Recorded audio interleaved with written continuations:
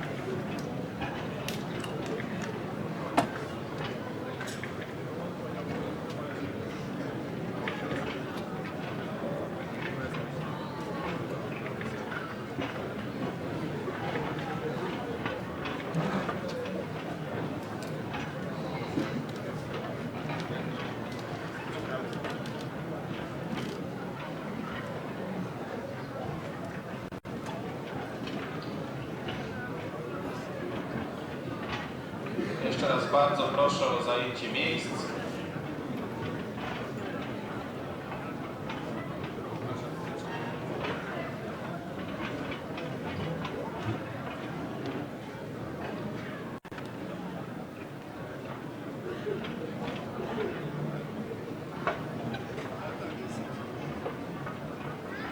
Witam wszystkich bardzo serdecznie na drugim dniu zmagań 5.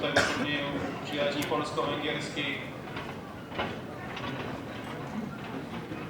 Jeszcze wiele osób nam brakuje. Będziemy uruchamiać zegary. Przypominam, jak codziennie o wyłącznikach komórkowych, to już standardowo. Informacja taka o wystawianiu faktur. Jest tutaj pani za tym pierwszym sklepem szachowym po prawej stronie, która wystawia takie faktury, będzie podbijała delegację, więc dzisiaj, jak Państwo skończą jakieś rundy, bardzo proszę o podchodzenie i będą wystawiane te faktury. Mamy godzinę 10. Tutaj mamy godzinę między rundami, tak? Tutaj zobaczymy, jak to będzie w praktyce wychodziło. Bardzo prosimy o sprawne zajmowanie miejsc i o sprawne podawanie wyników, żebyśmy to mogli naprawdę sprawnie dzisiaj przeprowadzić. Rozpoczynamy rundę.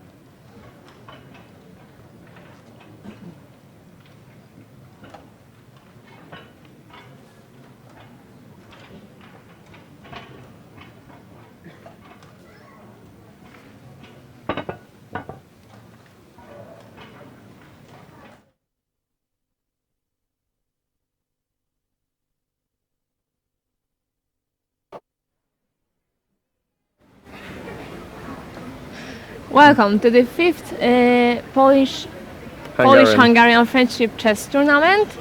Here we are again, day 2. We are starting with 6th round, and it Here has in Katowice already in Poland, started, so we are trying to catch up. And we have 5 leaders in the open section. Those are Wojciech Reza, Aleksander Miszta, Bartłomiej Heberla, Marcel Kanarek and Szymon Gumularz, who have won all 5 games on the first day. So there are plenty of players, almost 700 in the whole tournament. So that's why we have 5 leaders in the open section, and we should, I think we should look at the games. Yes. So let's start with the top seed, or the first board, where Marcel Kanarek is playing against Bartłomiej Heberla. Here we have the so here we have the Sicilian open line: e4, c5, knight f3, e6, d4, cd, knight d4, knight f6, knight c3, knight c6, knight db5, d6, knight, bishop f4. So we have the Sveshnikov line, but with bishop e6 instead of b5, or which is the main line, of course. Knight d5, bishop e7. Knight x, f6. Yeah, and so on. bishop f6 and bishop f6, c3 and c4. which is the main line. Bishop e6, of course, not the main line, but Bartłomiej Hebedla is well known for playing such things, so not very well known. He's sort of an expert. Rook b8, knight d5, bishop d5, ed, knight d7, take, queen f3, b5, knight e3, and f5. Of course, now white shouldn't have taken on f6 due to the fact that we have bc, queen h8, but queen a5 check, and the counterplay of black is very, very big. And now here knight d5, for example, with the idea of knight c3, very risky for white, Yeah, due to the fact that the king side is not developed. it doesn't well. look good for whites. Yeah, knight d5. Maybe it's hard to say. Maybe queen c5 even, and we have some problems with pawn of f2 and queen f6, knight d5. The counterplay for black is more than enough. So it would be too risky. So in the game we have knight e3 and f5, and now Marcel Kanarek is starting to think what to do next. As we can see, Bartłomiej Hebedla is very well prepared for the game.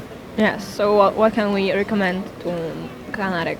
I think I would take on f5 with a knight. It's just as he played. Yes. And now after knight f5, queen f5, I think white is only, it's just pawn up. So I don't know. I don't understand the idea of black. Really, I don't understand it. Even though Bartek is playing very, very fast. Well, I'm sure there was a plan or an idea behind it, so I think we shouldn't worry about Hebedla. Maybe queen a5. Maybe something like that. That I take on f5, and queen a5 check. c3 and now b4, which might be tempting for black to play queen c2, then even rook c8. I think. Don't know. But Something happened? Yeah. yeah, he took. White will take for sure on f5, and then queen a5 and b4. Then no. Okay, let's take queen a5, c3, and now b4. Maybe queen d3. It was played in the game before. Okay, let's look at the other board, because the time control is 15 minutes plus 10 seconds per move. Was it the first board? Yes. Yep, it was the first board. And now the second board. Szymon Gumularz is playing against Aleksander Miśta. So the youth against a little bit older grandmaster. Yeah, how old is Gumularz Szymon? I think he's 8. No, 16 Oh. I think. Only. We are glad to see such a young player Yeah, among other experienced grandmasters. Yes, exactly. He won against his coach Artur Jakubiec yesterday, the fifth round. So it will be really interesting to see what's going on here.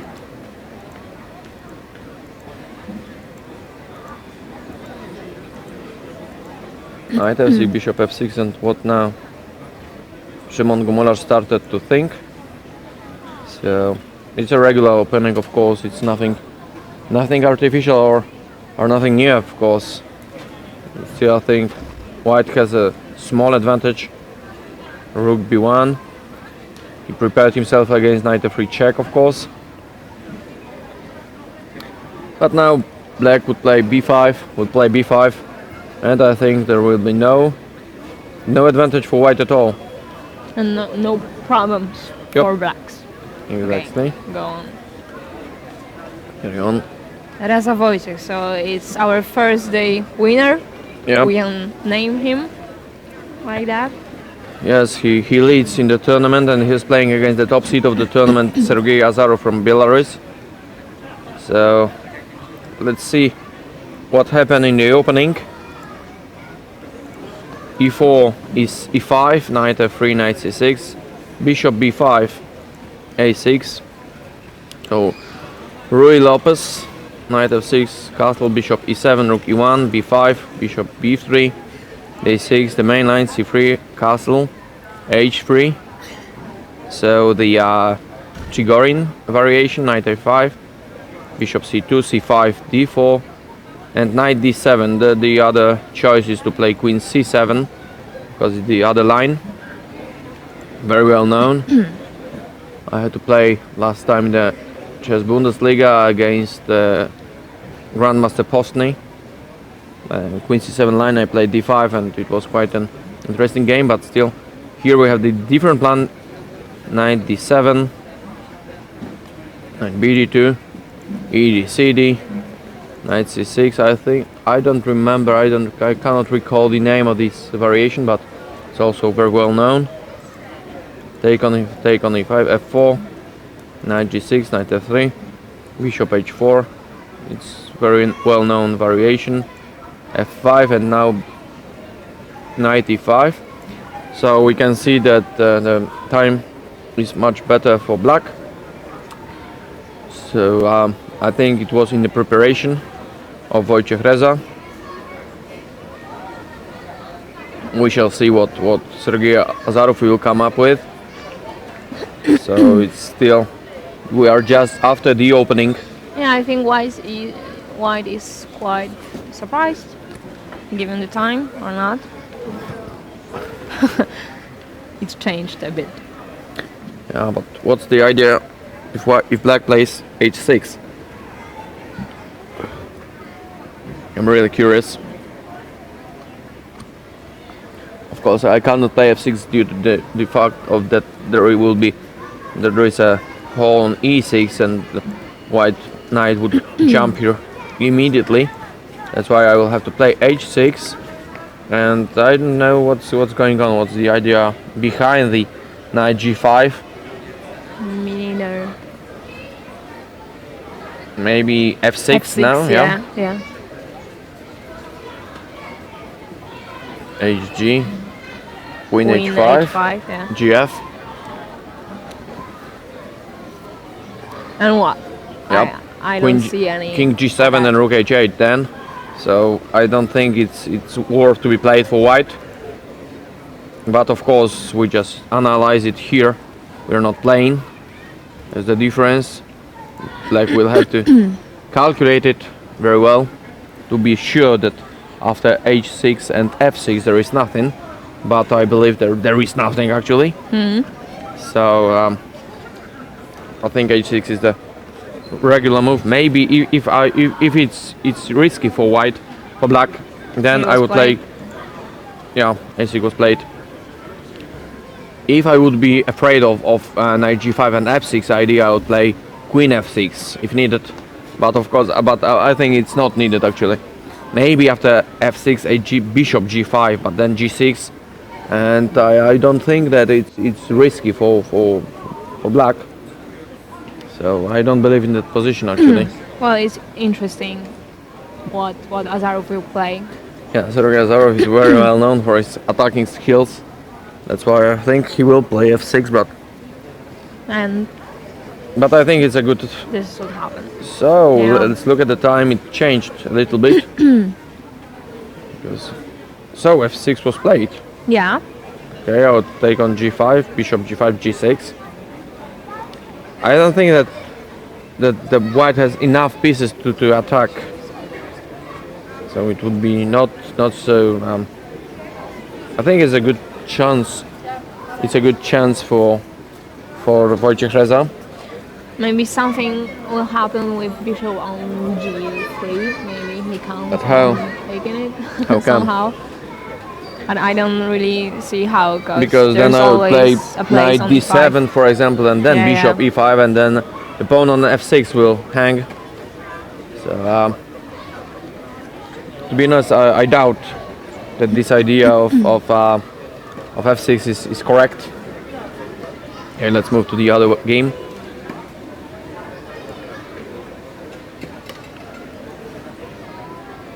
Maciej Klekowski is playing against Damian Lewtak. Maciej is the former vice champion of Poland. A few years ago, I think 3 years ago, he won the second place in the Polish championship in Poznań. Maybe 3, yeah. his best turn. Yeah, probably. Yeah, because yeah, for sure 3 years ago. What happened here? It seems that white stands much better. It's the English opening. It's a best weapon of Maciej Klakowski, and especially in the rapid games, it's very risky. It's very good. Sorry, it's very good for white to play it if we are prepared well. And here, white gained a space advantage and g4, and I like it. Really, Wow. And h5, yeah. White started to attack, and I don't see any counterplay for black, so that's why I think it's good for Maciej. I don't know what black should play now. It's a very, very bad position. Just defend himself and Yeah, but count how? on a mistake. There are some threats of hg, and then just to open the h line and then to mate on that line, on that file. So and the position of black's king is very, very risky. That's why I think I want to play with white. I want to play f6, and then if black plays something, okay, he played before, I will play f6, and then after queen d8, because queen e6 cannot get because of bishop h3, and queen is trapped. Queen d8, and then I just play hg, and you cannot take with nothing else that but with a pawn. And even now knight f5, I think might be tempting to play, but on the other hand, I don't have to hurry up. I can play knight d1 with the idea of knight f2, knight g4, and just give mate to the king. Where there's actually everything that you can play in here. Yep. You can just have fun with Okay, black. knight d1 is also playable. It's a good move. The knight goes wanna jump on e3 and then on g4. So now we'll have A short guess, break, and we'll be back with our grandmaster Monika Soćko. in a few And- moments. Yeah.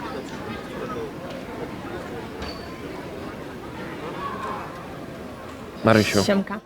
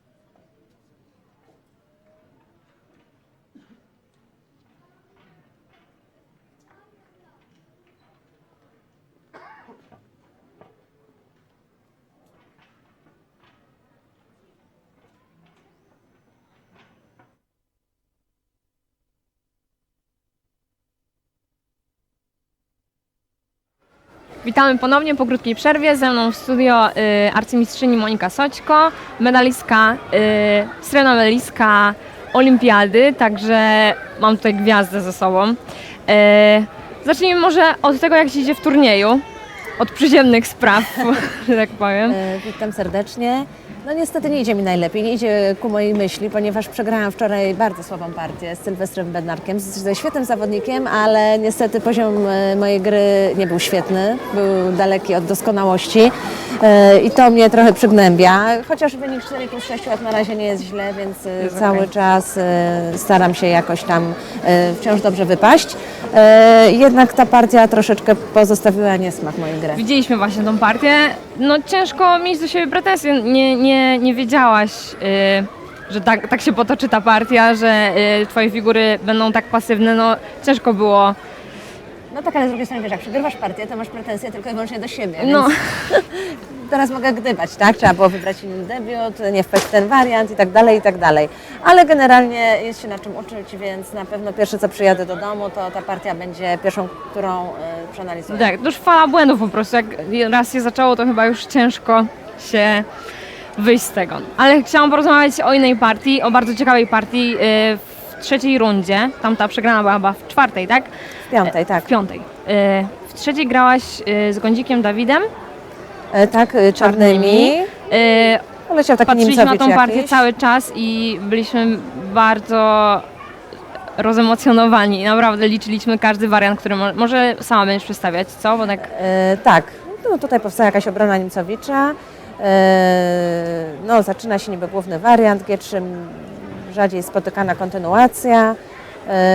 No i tutaj jakoś mój przeciwnik, nie wiem dlaczego, nie robił roszady dość szybko. Tutaj próbował zagrać te B4, no, które oczywiście jest planowym ruchem w tej pozycji, ale jednak no, z uwagi na to, że jeszcze konik stoi na G1, król nie jest roszowany, więc stwierdziłam, że jak najszybciej powinnam wykorzystać jego słabości. Ruch A jeszcze tutaj mam pytanie, bo chyba D5 Tak?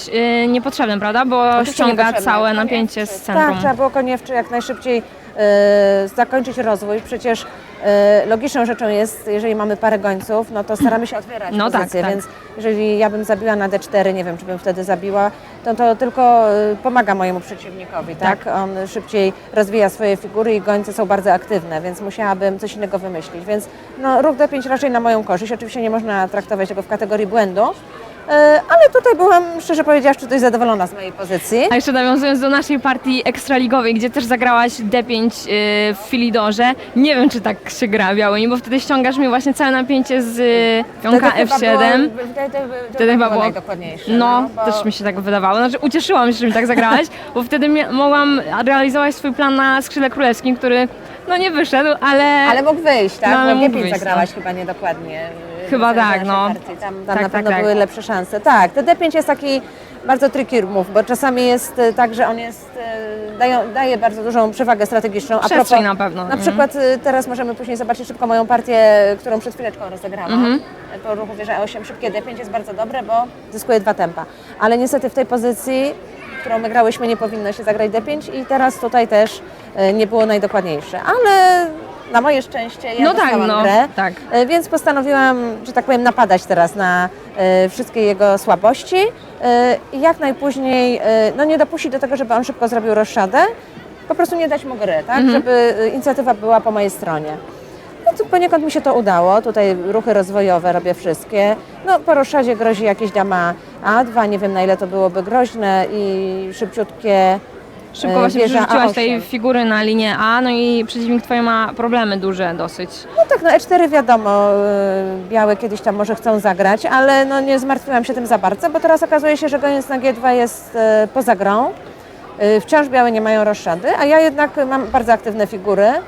Dama A2, wieża A8, no i teraz będę starać się tutaj Bardzo stwarzać dobrze to wygląda jakieś, dla tak, czarnych. problemy. No chociaż tutaj troszeczkę się przestraszyłam tej pozycji. Zagrałam ruch skoczek A4. Nie wiem, czy on do końca był dobry. Może też tutaj jakieś na uwagę zasługiwały ruchy, nie wiem, czy nie C6. Tutaj właśnie chyba nagle Czy się nie, koniec okazuje, że A4. hetman się zakaraskał, właśnie, nie? może I zgubić. nie wiadomo... Nie wiadomo, bo po ruchu na przykład wieża D1, wieża D2, ja nie mam No, ruchu, tak? no. Czy nawet, nie wiem, goniec gdzieś odchodzi czarnopolowy, taki nieprzyjemny ruch, goniec G5. Goniec bije F6 to jest na korzyść białych jednak, bo całą strukturę mi psuje. I wieża A1 i po prostu znowu tutaj nie mam jak się rozwiązać moimi figurami. Więc postanowiłam, że będę grała bardzo konkretnie. No i cały czas z planem napadać. Ruch B6 taki profilaktyczny, no jednak skoczek A5 chyba było groźbą, z uwagi na to, że po B6 skoczek by skoczył na C6 i tam białe byłyby za bardzo aktywne i pozbyłyby się tej słabości, którą jest no, ten koń na B3. Stwierdziłam, że ruch B6 jest taki obronny, ograniczający. Wieża E1, no i tutaj zaczyna się bardzo ciekawy ruch koń B2.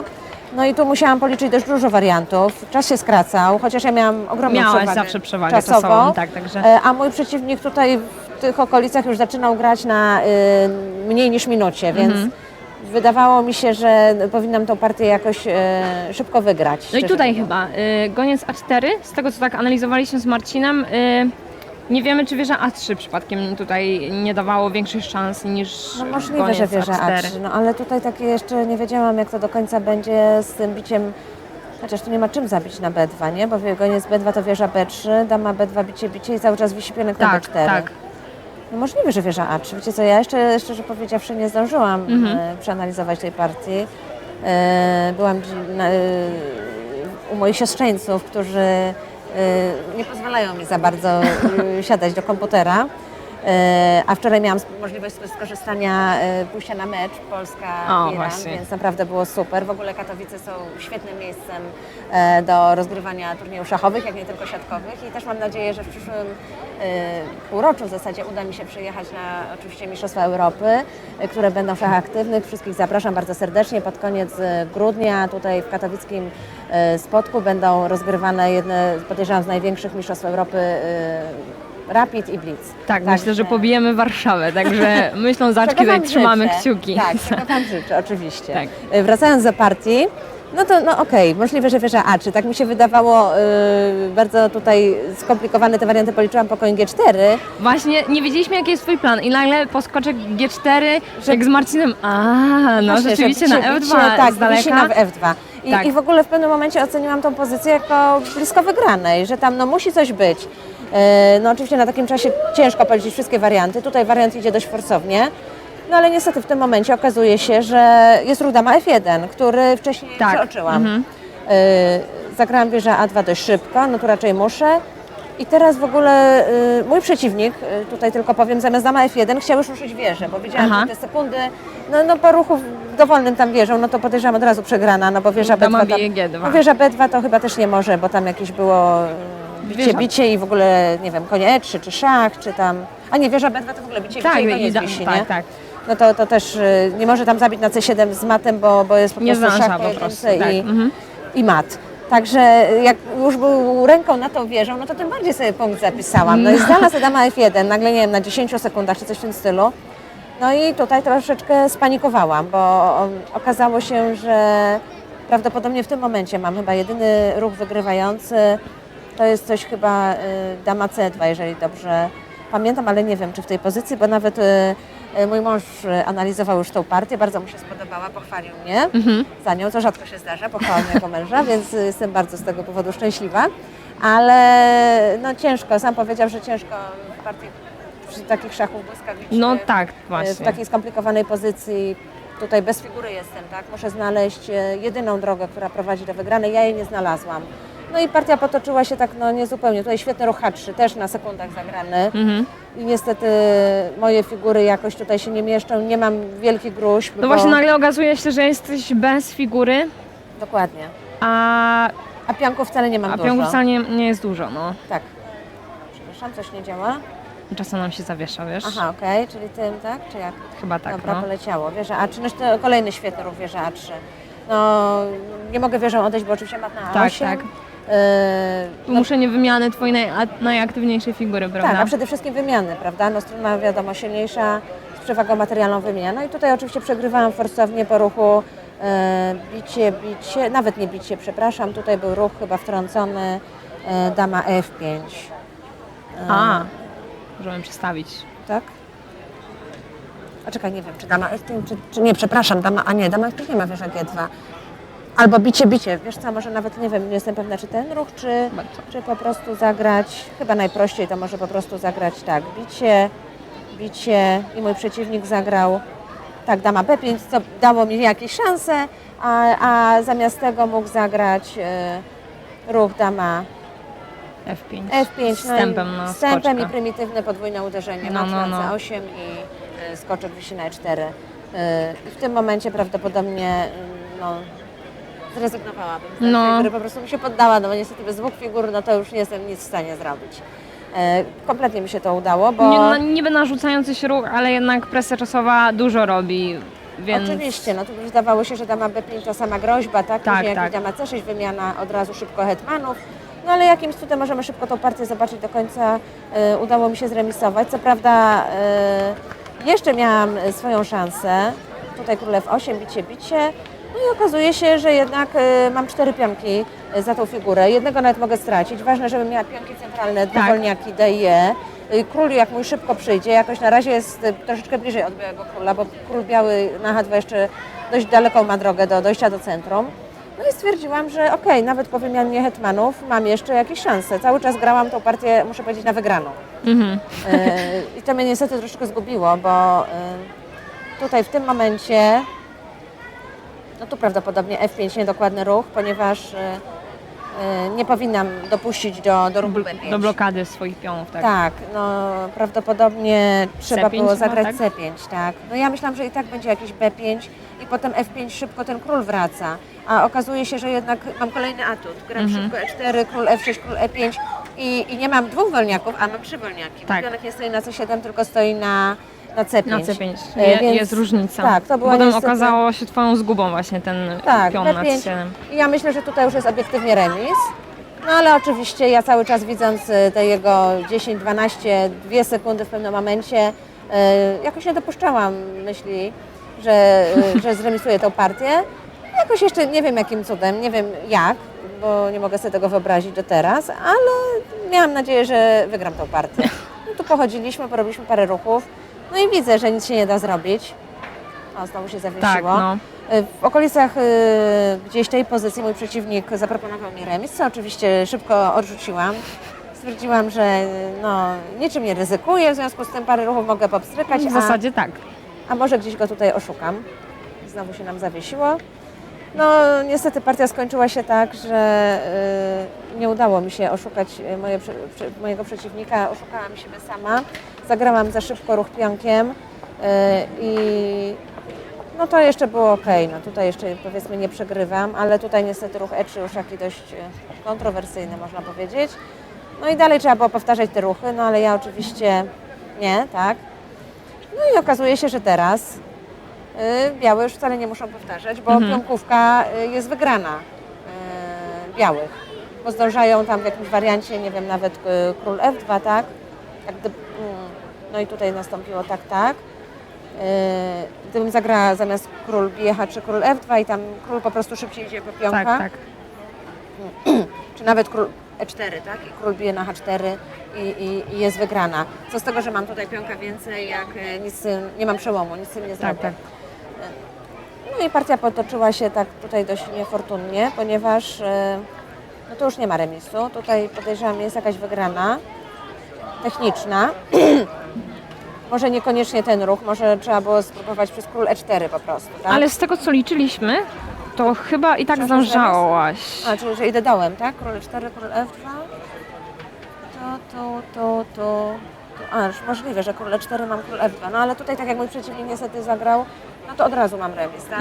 Tak. No bo tutaj już nie ma co liczyć. Na szczęście mam odciągający ruch. Hetman. Wie, że to robiłam, bo miałam pod ręką. I tu w końcu zgodziliśmy się na remis. Ładna partia, naprawdę bardzo ciekawa. Ogłosiliśmy ją najlepszą partią rundy trzeciej. Także bardzo wygrałaś miło. w konkursie.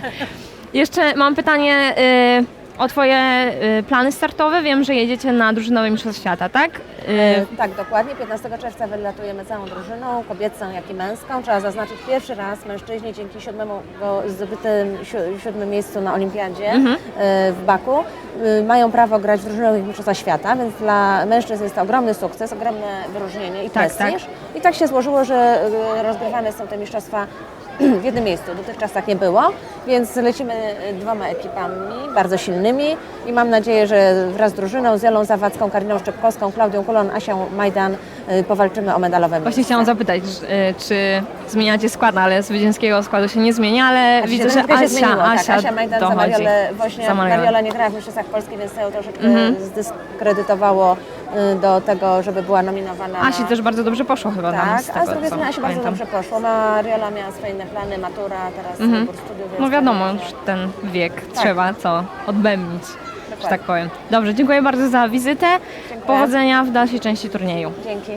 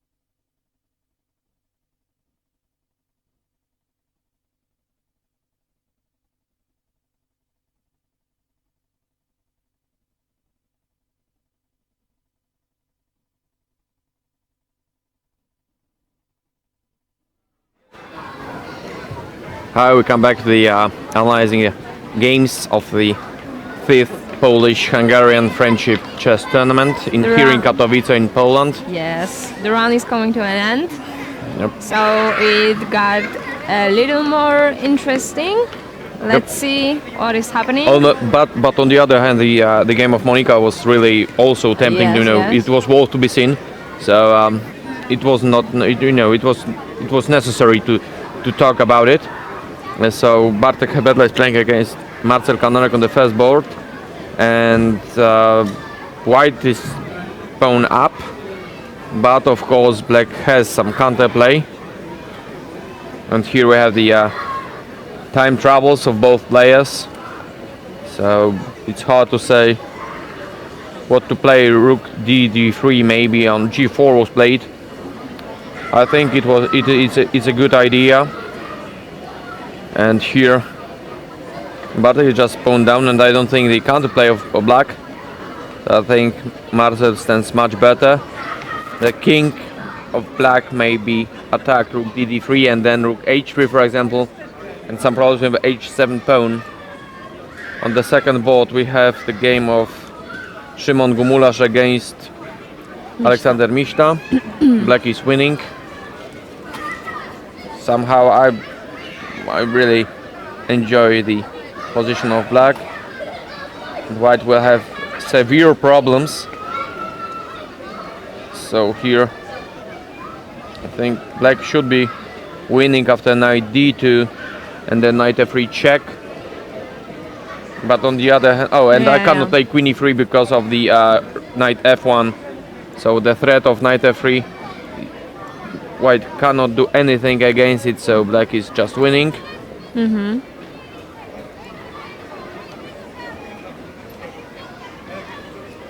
And so nothing can be done actually. Maybe king h1 now. So experience wins with youth. Against Youth, yeah. But King H1 now, and what should I do now?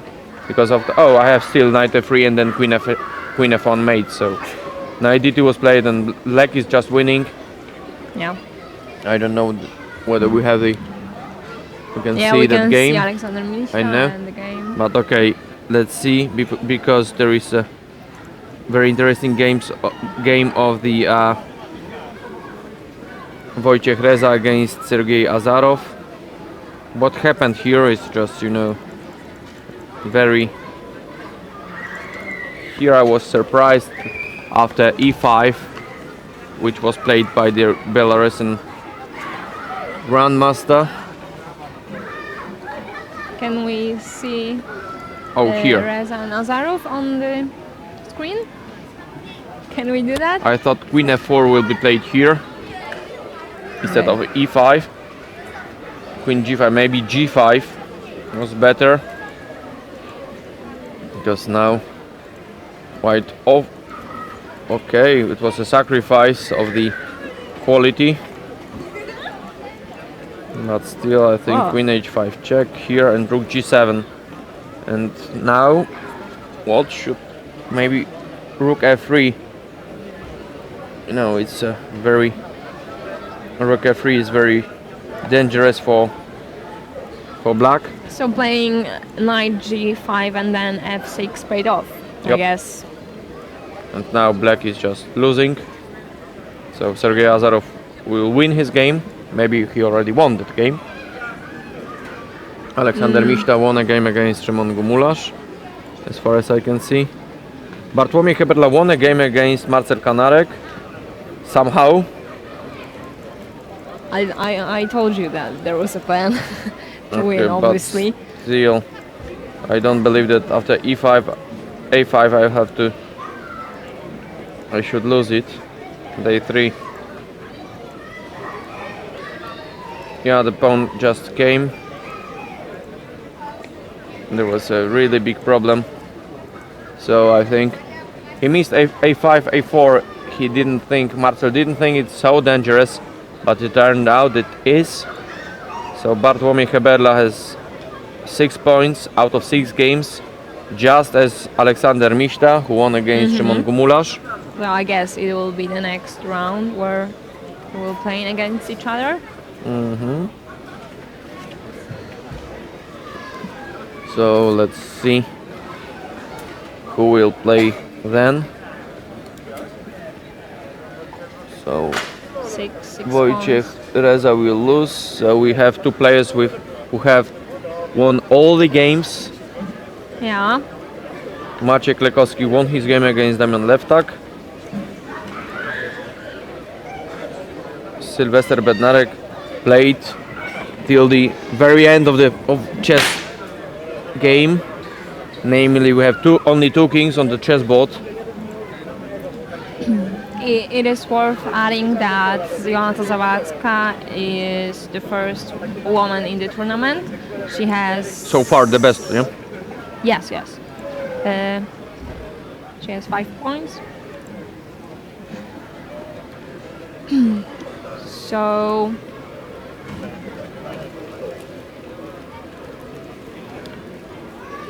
So she doesn't really have any competition because...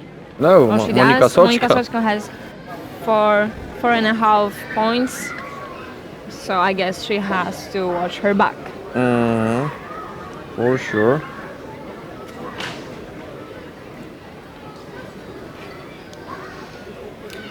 So now we'll just... We are having some... We'll be in a moment. We'll look at the game in a moment, but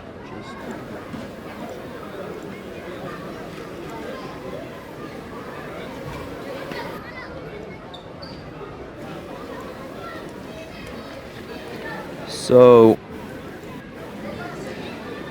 Dimitrios Mastrovasilis, Master Vasilis Dimitrios against but Kuta Karol. he's fighting for a draw actually. Now King G4. Both players have 4 points. I believe that now knight c6, f4, knight d5, knight d4, f3.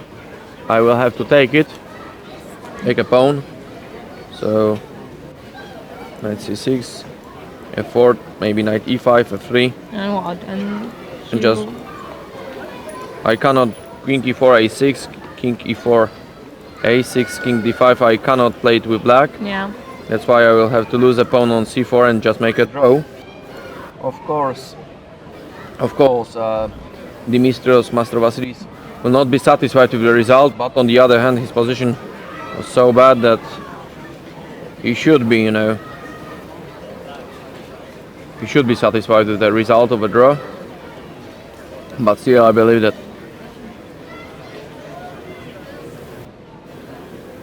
he is not satisfied with his result in that tournament.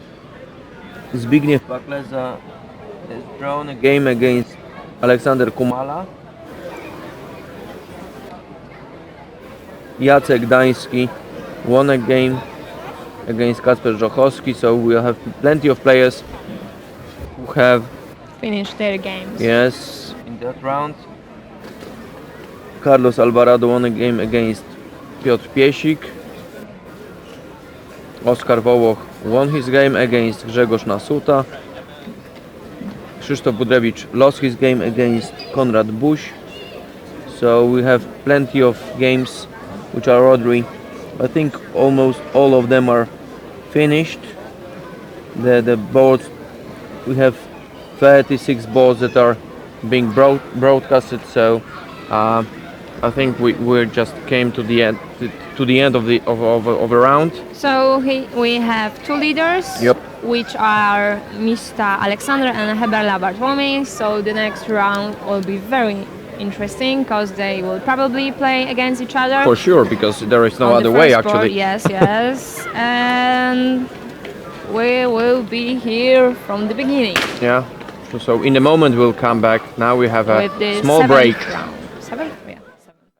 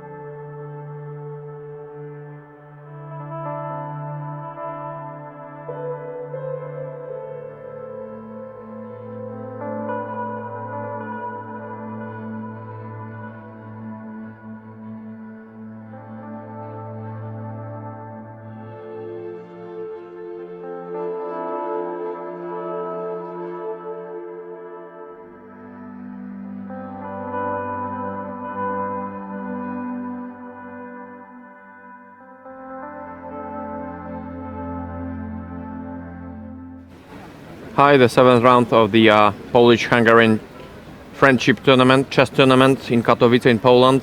We are now live at the 7th round. And how about the results, Maria?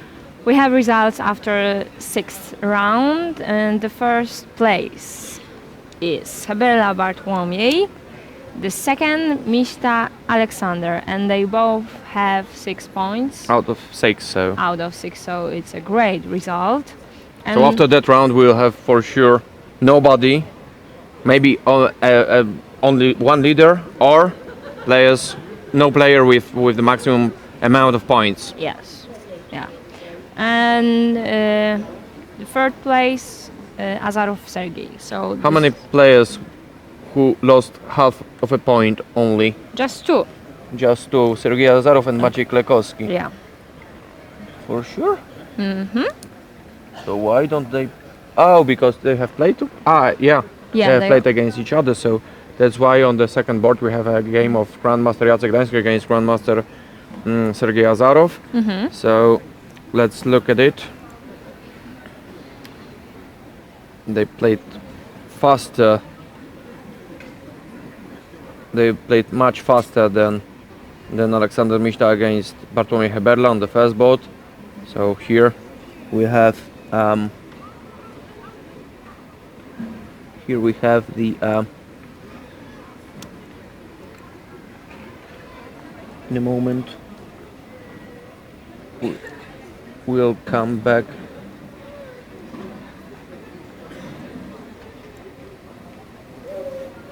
Hebela Bartłomiej is well known to everyone who follow commentator teams, I guess. Very well-known commentator. He's a well-known commentator, not only in Poland, but he even tried his something in China, I think. Even I don't know if you've heard about it, but Not really, actually. I have. He was commenting, an event in China. It was the World Games, I think, and it was connected with chess, but I don't really remember. We would have to ask him actually. So Maybe we'll have our chance when he becomes a winner. oh, I'm sure we'll. that he will be a winner Wait. already. You know it? I don't know. I'm assuming, and I'm cheering up for him. All right. So okay, let's look at the second game. Jacek Gdański against Sergei Azarov. Let's look at it. E4, C5, knight C3. So the closed Sicilian. Oh, and E5. So it is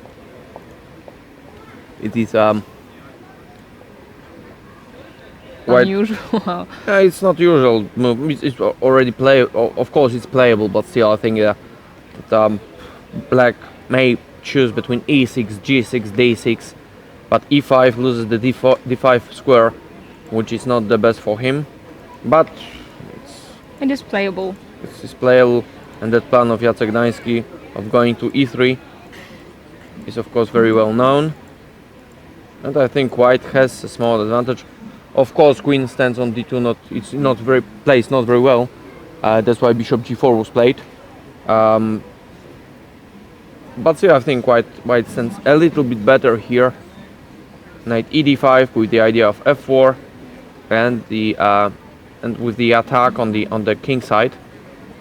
So let's move to the board number 3, where Maciej Klekowski is playing against Marcel Kanarek, and here we have very unpleasant position for White. Let's look how it turned out to be so bad. It's an English opening.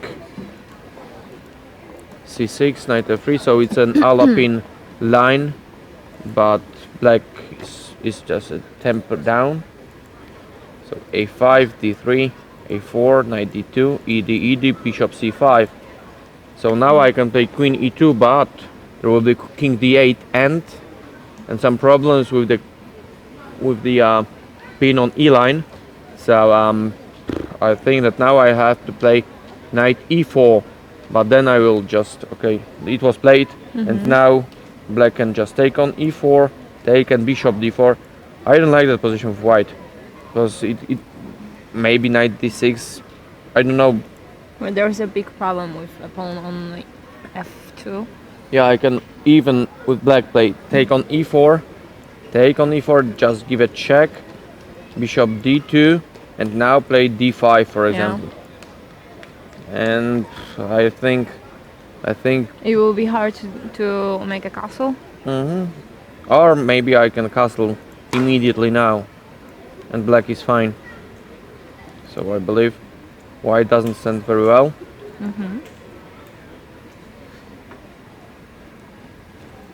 The next game is played between Carlos Alvarado and Jolanta Zawadzka, and some strange line was played of Sicilian probably, yeah, with b3. Now I believe that black can play e5 in one move, but still I think black is fine here. I don't believe that it might be dangerous for him or for her because Jolanta is playing. She's the silver medalist of the Olympiad, just like Monika Sochko or Silvas. She has 5 points and she's in a group of plenty of people with the same results. But she's the best woman Yeah. so far in that tournament.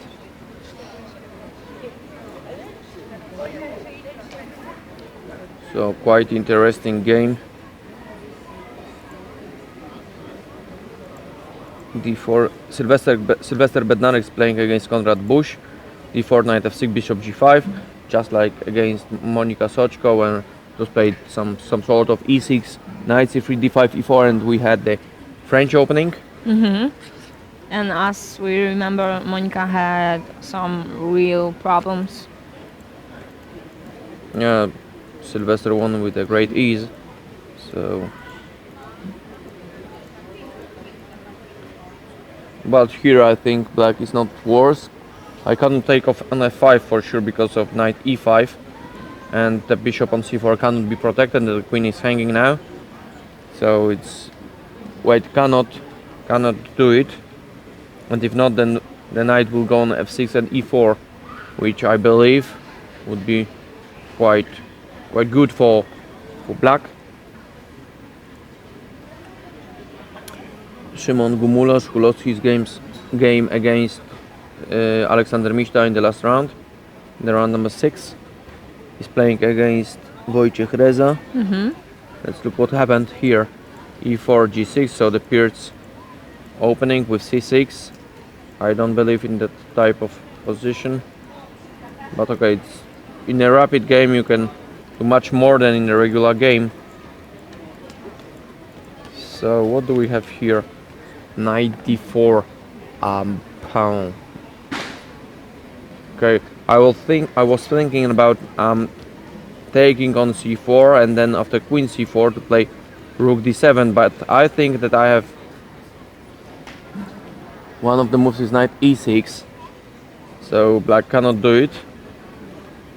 So what can he do? I know, cause now I wanna play h3 and then h3 with white and then just take a bishop on f5 and the pawn on e6. So it might be risky for white, for black. Maybe d6, queen c4 and b5 now, just to protect the e6 pawn. And after, for example, queen c3, rook d7, bishop e3, and I know c5, maybe something like that. Take and rook here, but I'm not sure whether it's correct or not. Because queen b4, I have bishop f8 for sure. So quite interesting position.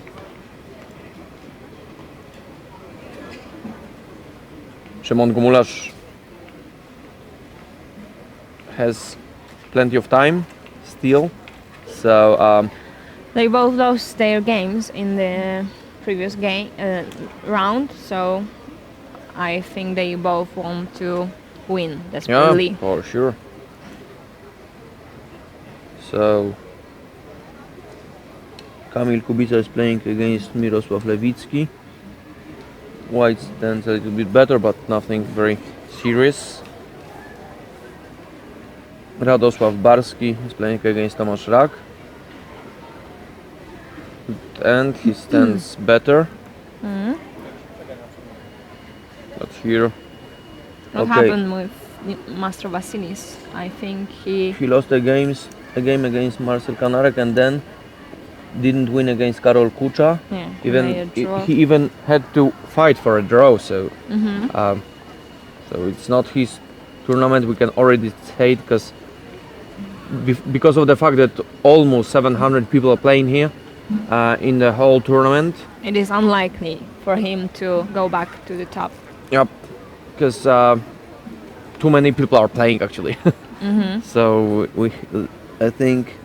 Well, I think it's the biggest surprise in this tournament. He had the second number Yep, on the starting list, of on course. the starting list, yes, and well, I guess he had some hopes for more. Yeah, for sure. But then when he lost the game, a drawish position against Marcel Kanarek, and now he made a draw. He's for sure not very satisfied with the result. But see, of course, he wanna play further and just fight for something, just for a pleasure even. And an honor. Yeah. Zbigniew Pakleza is in the same situation because he lost the game against Wojciech Reza and then made a draw against Aleksander Kumala. So he has 5.5 points against from 7 games, and he was one of the favorites in that tournament for sure, because he's very well known for playing rapid games very, very quickly and very, very solid. So As I said yesterday, that I think he will be fighting about for winning, yeah. Yeah, for winning or at least 3 first places. Artur Jakubiec is playing against Aleksander Kumala. Let's see what happened here, because the very, very interesting player is playing with white. E4, C5, B3, and a very experienced grandmaster with black. E5, knight D5, bishop B2, G6. So I think a very attacking style. H4.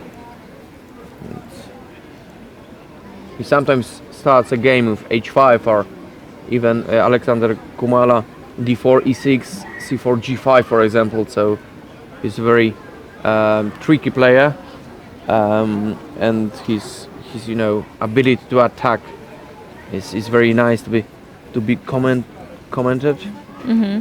So here I think he has obtained some advantage after the opening, even though he didn't play the main lines. So Jakubiec is quite in the same situation as Master Vasilis, although I guess we had some more expectations. But I think he's just winning now after DC, Rook D8 and CB check. King comes back on B1 and Knight D8. So I have Rook and Bishop and a Knight and a Pawn or a Queen only. So I think it's just, it's not enough for White. And I believe that But it's Artur- also quite hard to play those positions, I guess. with White? With black, I don't know. Why? Why with black? I always. No, I have too many pieces. It will not be so Oh, hard. there's a rook down. Okay, I Yeah, didn't see rook. that. Yeah, sorry. Knight and Bishop, so yeah, he played DC and he's just winning actually. Artur Jakubiec, so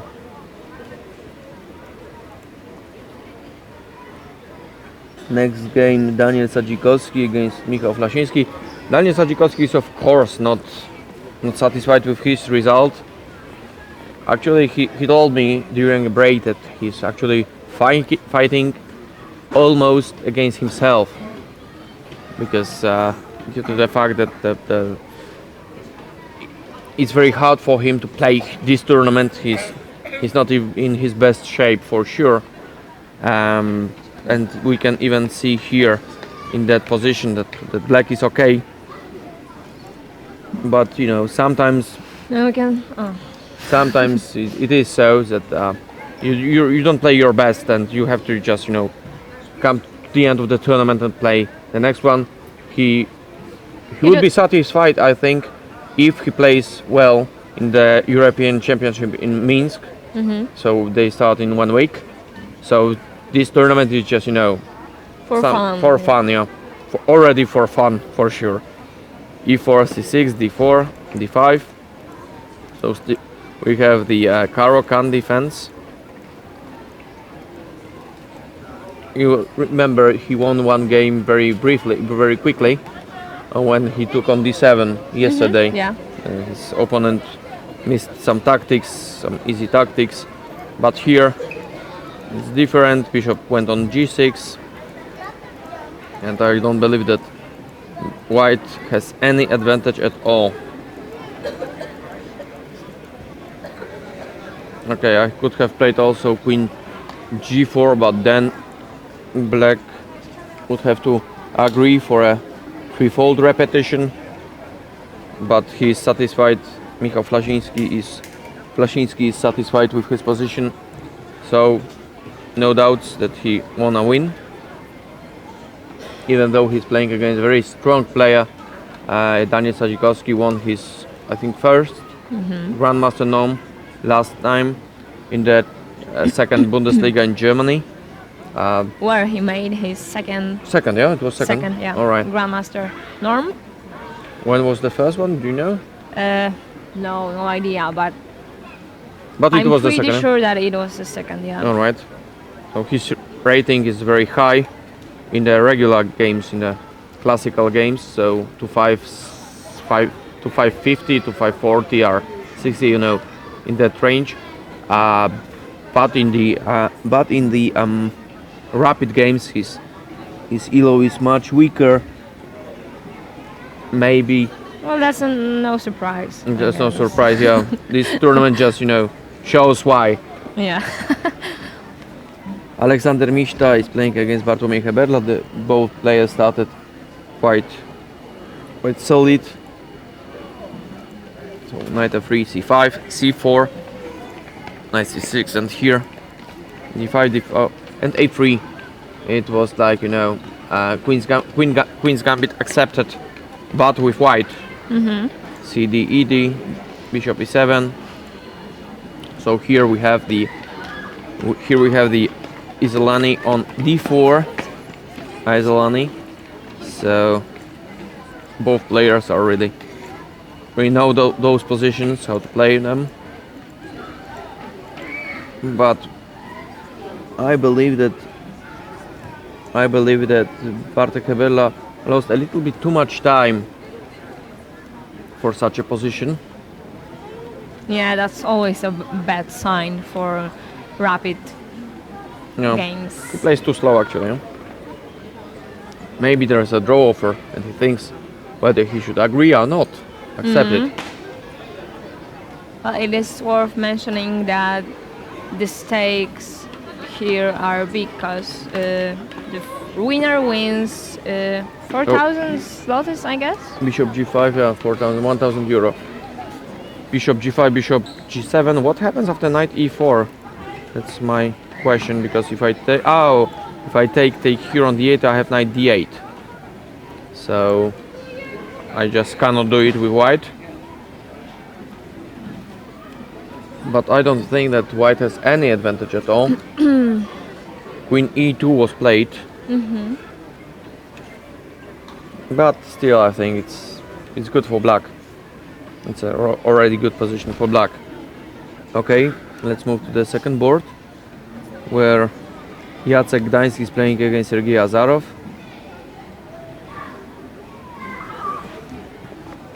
Who recently had his birthday. All the best. Azarov?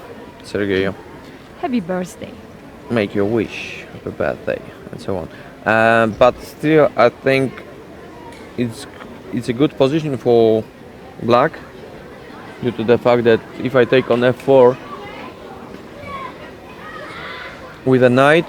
Then I will just take on c4, dc4, and I play against e4 pawn, for example rook e8, and I don't believe that I have any problems at all with black. And I cannot do something like queen f2 because of bishop h4, and I would have to come back on d2, which doesn't make any sense. So if bishop queen f4, then I will take just on c2, so it's risky. It's not good for white.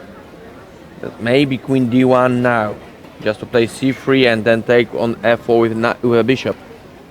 It might be tempting, but on the other hand, if I play here, I cannot play queen f6 because of bishop b5. And Jacek is just losing his time. The time is in a friend of his. Maciej Klekowski is playing against Marcel Kanarek. What happened here? Knight f6. Knight took bishop b4 check. Yeah. So black is okay. Just 2 pawns up, and I don't believe that there is enough compensation for white. No, definitely not. I can play queen e4 just to force to play f3 or rook g1, but after queen e4, why is he still thinking? After rook g1, for example, I can play d4 with the threat of bishop a3 and bishop g4, which is just winning for white, for black. Why is he still thinking, Marcel? I don't understand it. He just like to have some time troubles, which is quite strange. Not okay. Carlos Alvarado is playing against Jolanta Zawadzka, who is leading in the women competition. So far, of course, Monika Soczka would like to win the prize for women as well. So, 2 silver medalists of Olympiad in Baku are playing in the tournament.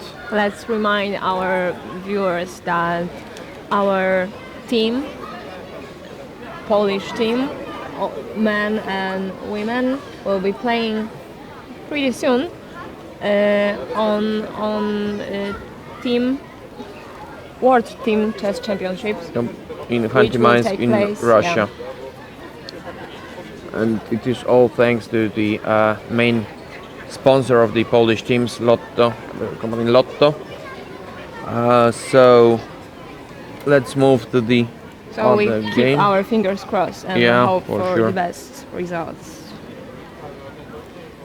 Knight f4, bishop, knight f6, and here what will happen here? What happened here? Take. Oh, very nice touch, bishop h2, because I cannot take due to the fact that I have knight g4. Very nice trick.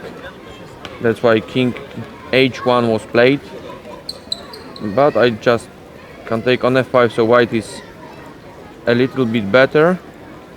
Even though I have some problems here with the pawn on f2, and there is a threat of knight d2. That's why I will have to play, probably I will have to play, what happens after knight c6? That's my question. I think I'll take on b2, rook a2. If I play knight d2, then I just take on b2 and on c4. And after knight f2, here, knight d3 and bishop c2, and I have knight e5. So I cannot do it with white. Yeah. Because I'm just losing. But I can play, of course, knight rook c2, and the position is a little bit better for me. So probably that move will be played. Probably is the only move, so I cannot do anything else. Okay, let's come back to the first board. What happened here? Queen e2, knight e7, fe1, knight f5, and d5. Finally d5. It's a good moment for that. But what happens if I take on d5, then bishop f5 and knight d4 probably. So here, if I take here, then I take him and play knight d4. And plenty of weaknesses Yeah, it looks good. for white, yeah. Because the pawns are hanging on f5 and d5. So I think Oleg Mishta has to really come up with the idea how to play actually, because it's very annoying position, very unpleasant after d5, and there is a threat of de for sure, of course. So he may of course give away a quality for a pawn on d5, so to play knight d5, and if I take on d8 I will take back with a rook, and then with a bishop on d5. So it will be a sacrifice of a quality, which might be very interesting. That's why Alexander Mishta is still thinking now. Let's move to the board number 2. Jacek Gdański against Sergei Azarov. Queen d1, okay. F3 gf. Take, and white is pawn down. Yeah, okay. What? I don't understand it actually. Because after bishop d5, which was played, I can play cd, and then when the knight jumps away, then I can just simply play e5 sort of. So I think white is just better now. I think Sergei Azarov must have missed c4 after c4 rook a1, and now I think knight a5 was played. So what happens if I play? I think I can play just bishop a2. Yeah. But I have some watched. Yeah, but I think I still have some problems with e4 pawn.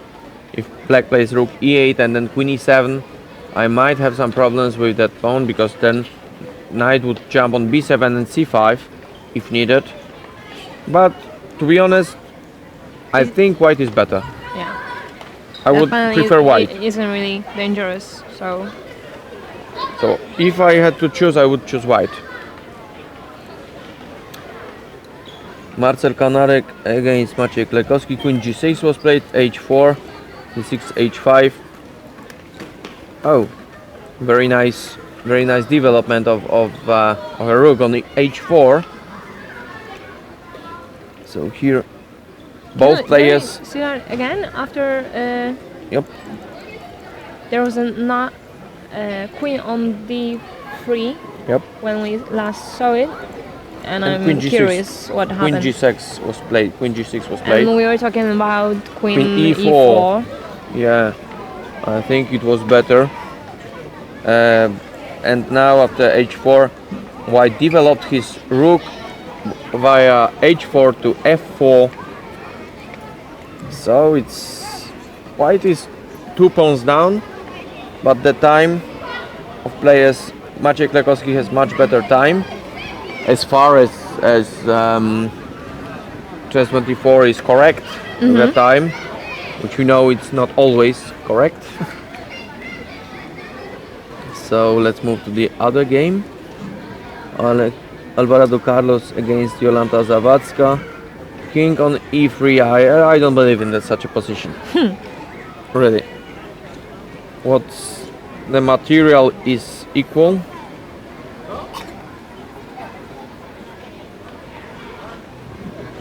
But on the other hand, what black should play now? Because if I manage to exchange the queens, it will not be so bad. What about rooks? Is it okay for blacks to end up with position with only bishop against knight?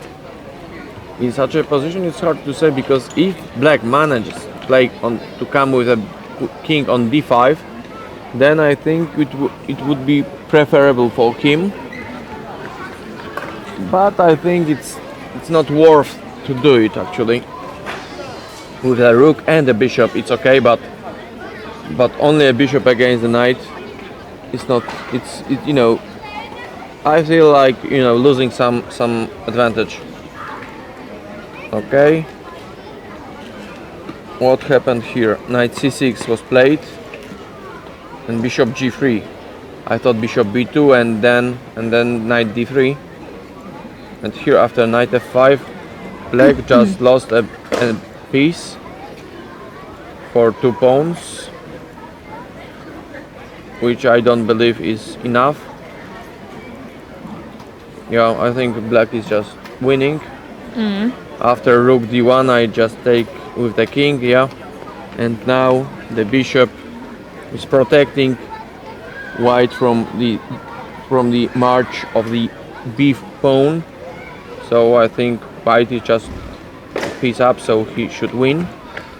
Let's move to the board number 1, because it has changed for sure. Bishop d5 was played, knight d5 ed, bishop f5 and queen d3. So the material is equal and white stands better due to the pawn structure. Knight e4.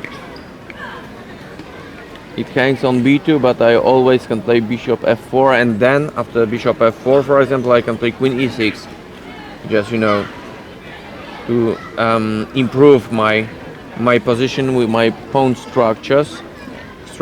But it's not necessary to capture that queen, I guess. Yeah, but it hangs on b2, that's the point. Yeah. I don't have to play knight f4, bishop f4 for sure. Okay. Sergei Azarov, Jacek Gdański. Jacek is playing with white. He doesn't look for pawns. Just give mate. So he's attacking. It's you know, they play for 2 results only. Either white will succeed in you know, giving mate, or black will win because he's pawn up. But it's very, very risky it was a very risky decision of Jacek, but I think it's more than understandable. And queen g5. What happens if I just simply play rook e1, maybe some queen d2, but then queen e4, and after rook to e8 I can play rook g1, and the queen doesn't stand very well. Very interesting game. But what about the time? It's much worse for white. Jacek has to... Queen e4 was played, g6. We can see them on the screen. Yeah, but what happens after rook g1? Oh, after rook g1 we have the queen e5, and there is no threat of rook g6 due to the fact that I can just simply play queen g7 and there is nothing. Whoops, sorry. That's why I'll have to play rook e1, but then knight d2 comes. So I think it's too much. Jacek wanted too much from that position. Maybe e6 will be played. Yeah, I think it was played, and then king h7, as I can see on the screen, but we don't have it on chess 24 just on the yet. broadcast yet. Yeah. Okay, so let's move to the next game. Maciej Klekowski against Marcel Kanarek.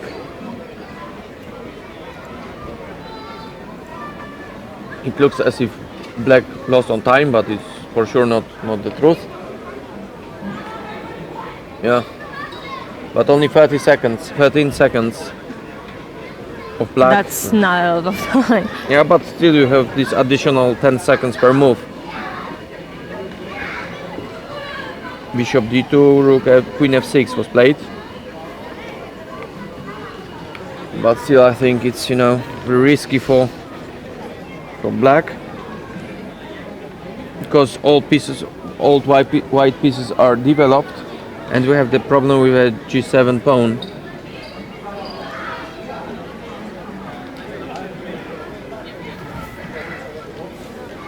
And here in the game of Jola Zawadzka against Carlos Alvarado, there is a threat of rook d4, which is very, very dangerous for white. And if I play king e3, then I have queen e4 check, and then I just take a pawn on d4. So I believe black is okay. Yeah. He's playing for a win. So how to defend with white? And queen e3, I think it's the only move that I can do. But here now after queen e4, king g1, king f2, I cannot take on d4 with a rook, because there will always the perpetual, perpetual check. Queen c8, queen c5. And if I take here with a queen, we'll have the rook endgame, which is not very easy to be won. But still, Carlos Alvarado is thinking, and that's why we can move to the next game. Sylwester Bednarek is starting to win. Szymon Gumularz, we are here against Wojciech Reza. What happened further? Bishop e2. Oh, and here we are here. In such a position. Okay. It happens somehow like that. And now black sacrificed quality for 2 pawns. And I believe he's just winning because of bishop f4 in next move. Yeah, it's not possible to protect that pawn. Yep. And I can't play knight king d3 will because be I in just danger. simply take it, yeah. So in a great danger we will, yeah. So Gumularz Should will win that be the game. winner of this game.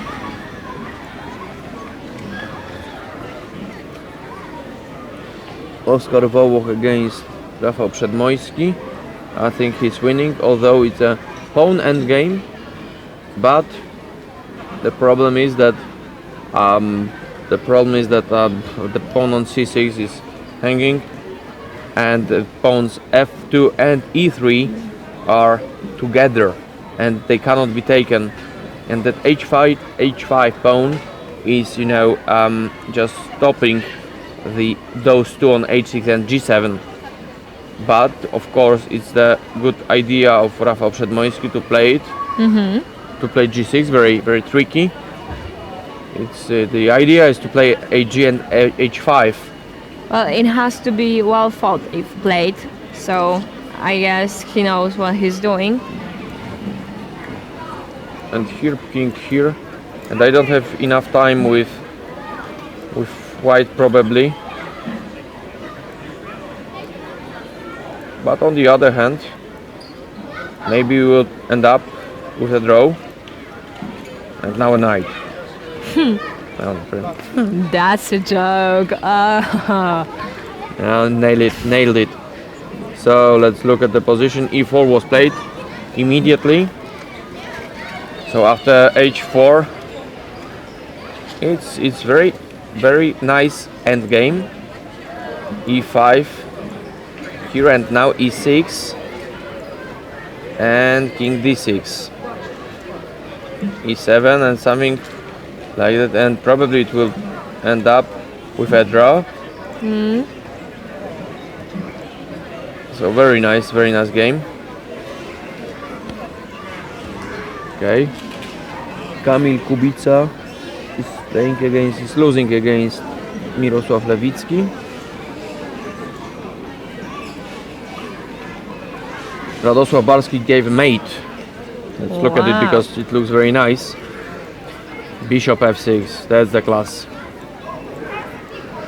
Bishop g5 and bishop f6. And black cannot do anything against it. All the pieces are on the other side of a board, and there is a threat of queen g5, and so after gf ef, knight e7, very nice touch, very nice try, but still there is no choice, there is no protection against the mate. And to give up. game. Dimitrios Mastrovasilis is playing such a position against Włodzimierz Kruszyński.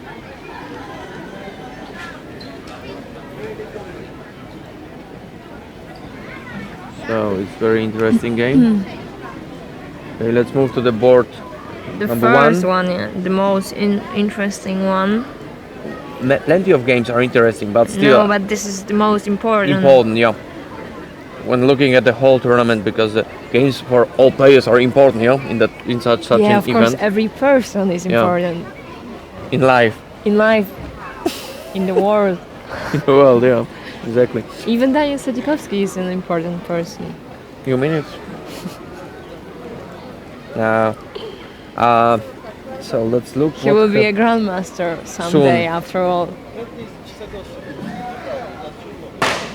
I have a question. Was it your second GM norm in that you made Daniel in is in our Bundesliga? studio, so Second which GM norm was norm. it?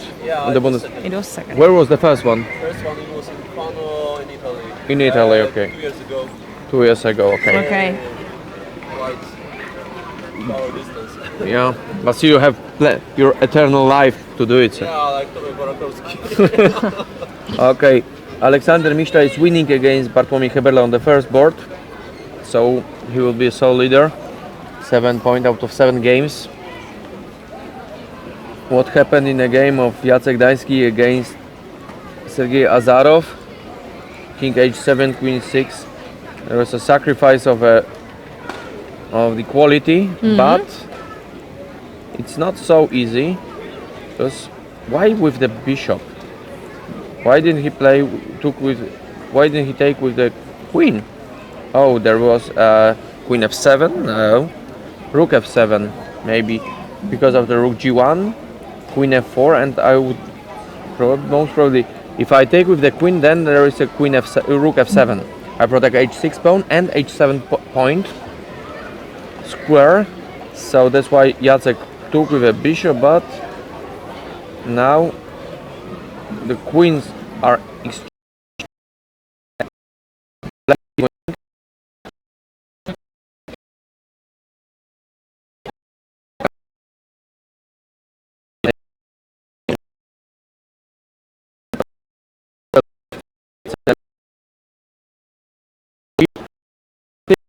much more satisfied with the opening down. Now he does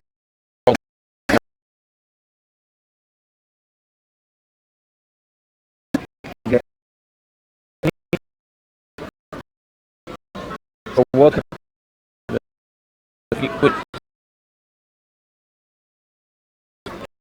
but none of them wants to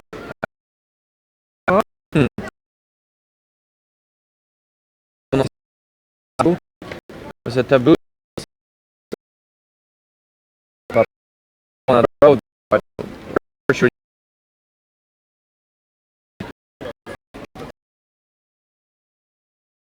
To exchange.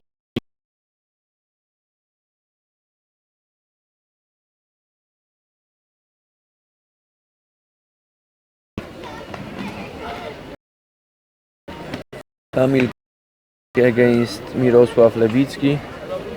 Mirosław Lewicki is winning. Maybe Here we- we'll focus on the first board. What do you think? All right. King g1.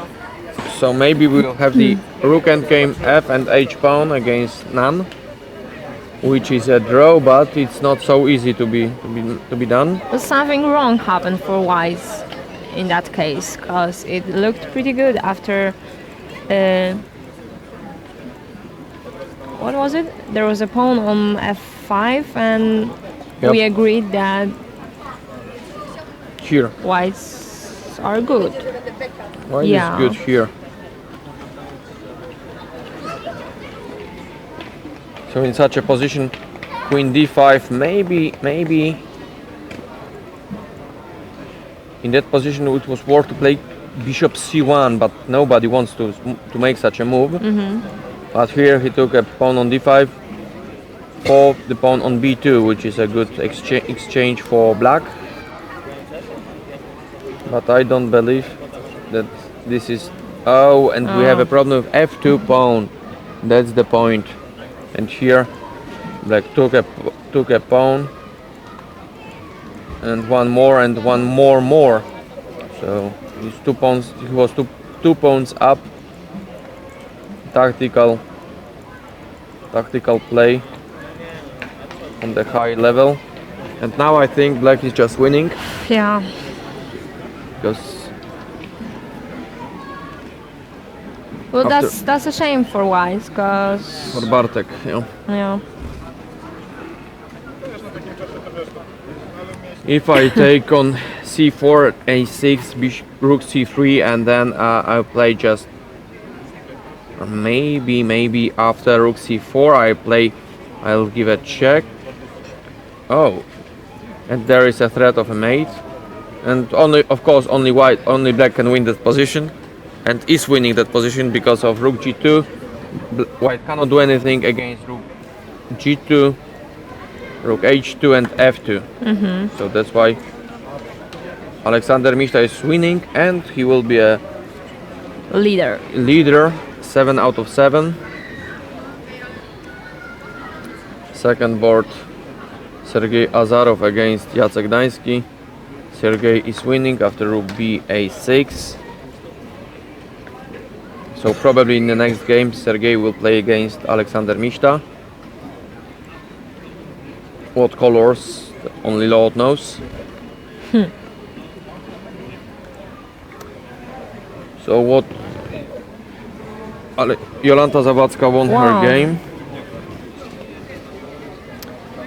So That's not how it we'll happened. have Alexander Mishta with 7 out of 7, Sergei Azarov 6.5, and then plenty of players with 6 points for sure. Among them Jolanta Zawadzka, who won her game against pretty good Carlos Alvarado. style. Yeah, quite fast, I would say.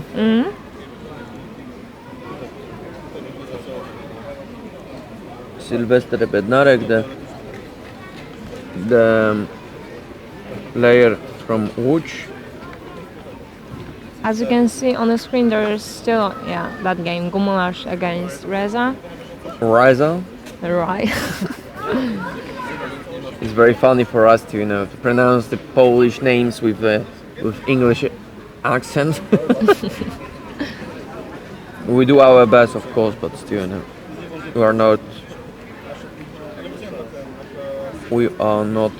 native speakers. How did Reza get out of his problems after bishop h6, I think? We shall see it. I don't know. There was a pawn on f4 hanging, and I think that here I could have played after king g7, g4. I could have played h6 here and just take it.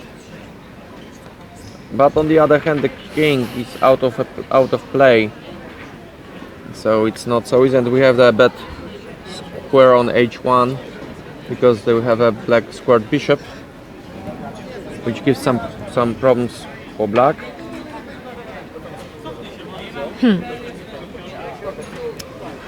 So here there is a problem with the king because it's trapped actually, and I have to give away a pawn.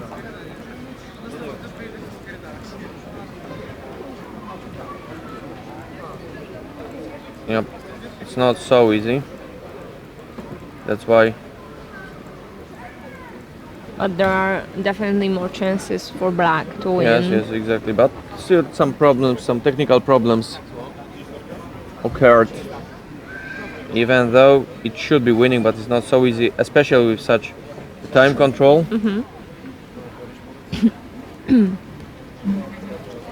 So plenty of results already. Yeah, Plenty of games Jakub already is finished. still playing. Dimitrios Mastrovasis lost his games against Włodzimierz Kruszyński, so he That's not good. definitely it's not his tournament. Zbigniew Pakleza won his games against Karol Kucza. Artur Jakubiec is playing against Aleksander Kumala, and here we can see very interesting game. You have 3 pieces against the queen. It might be. It's really interesting how it's. And I think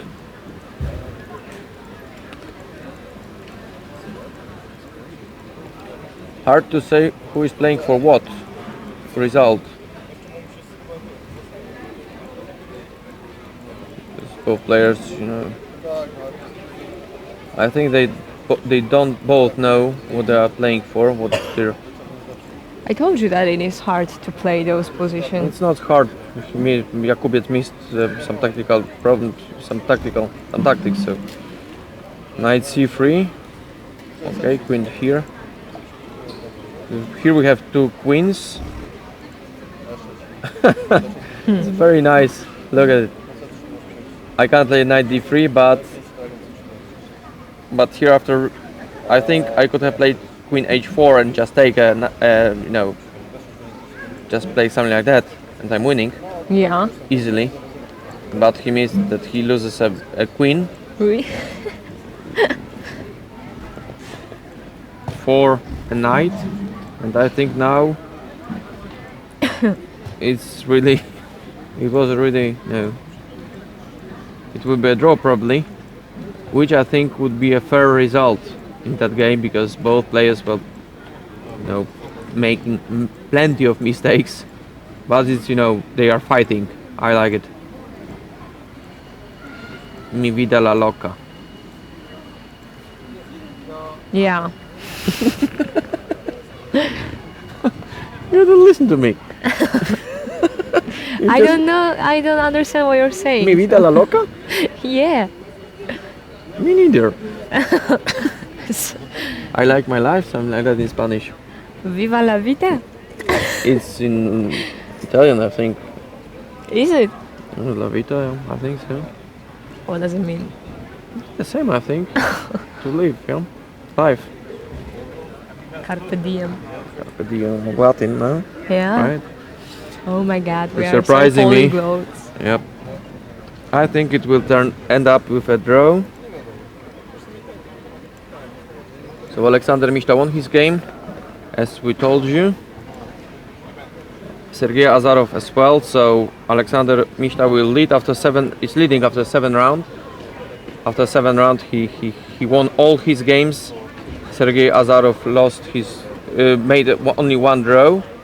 So here we have 6.5 point out of 7, and then few players with 6 points. Among them Maciej Klekowski, Jolanta Zawadzka, Sylwester Bednarek, Mirosław Lewicki, who else? Bartłomiej Heberla. So plenty of players with such a result. Still we have a game of Szymon Gumularz against I think it is last Wojciech Reza. game that is still, Broadcasted, yeah, yeah, probably. So let's look at it. yeah. And still Artur Jakubiec is playing against Aleksander Kumala, I think. Yep. Is it true? Who? What? Aleksander What? Kumala is playing against Artur Jakubiec. Yeah, but we agreed that it will be a draw. Yeah, probably after Queen F3. I will just take on B3, and the opponent game will be a draw. That draw. So here we have still one more game, which is interesting. Okay, I have to come up. Yeah, that's okay. Cool. So it's not so easy for Szymon Gumularz to win that game, but I think still he should be winning. I think, but how to do it actually? He can't really move with his Knight. knight. Yeah, from e5, because he will then lose a pawn on d3, and then king g6 may come. and it might be even risky for him. So I think it's not possible to win it. No, it's going to be a draw, I think. And Wojciech Reza would be much more satisfied because I think his position was actually losing. So Szymon Gumularz will have 5.5 points as well as Wojciech Reza out of 7. So after that game we'll have a short break. We remind you that we are here in Katowice, the 7th round of the fifth Polish-Hungarian Friendship Chess Tournament, and we invite you for a discussion on YouTube and on Chess24. So I think that now We'll be happy to answer any questions that Of that you course. have. And here I think it's quite interesting because Szymon Gumularz gave away a pawn, but I don't think that there is any chance to win it. For example, after rook a7, knight d6, king e5, the bishop is just pinned of the king, so it's not possible to win it. So I think it will just a draw.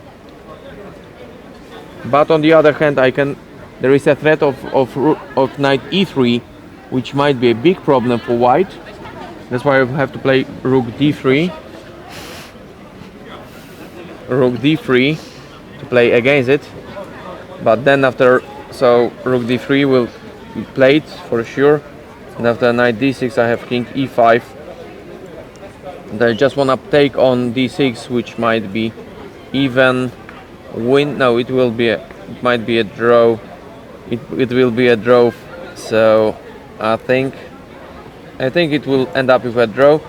I think we can make a break and then just Come back with 8th round. Last but one round. Which for We'll sure see how the leader will play against Sergei manage Azarov. himself. Yeah, exactly. So we invite you for a short break.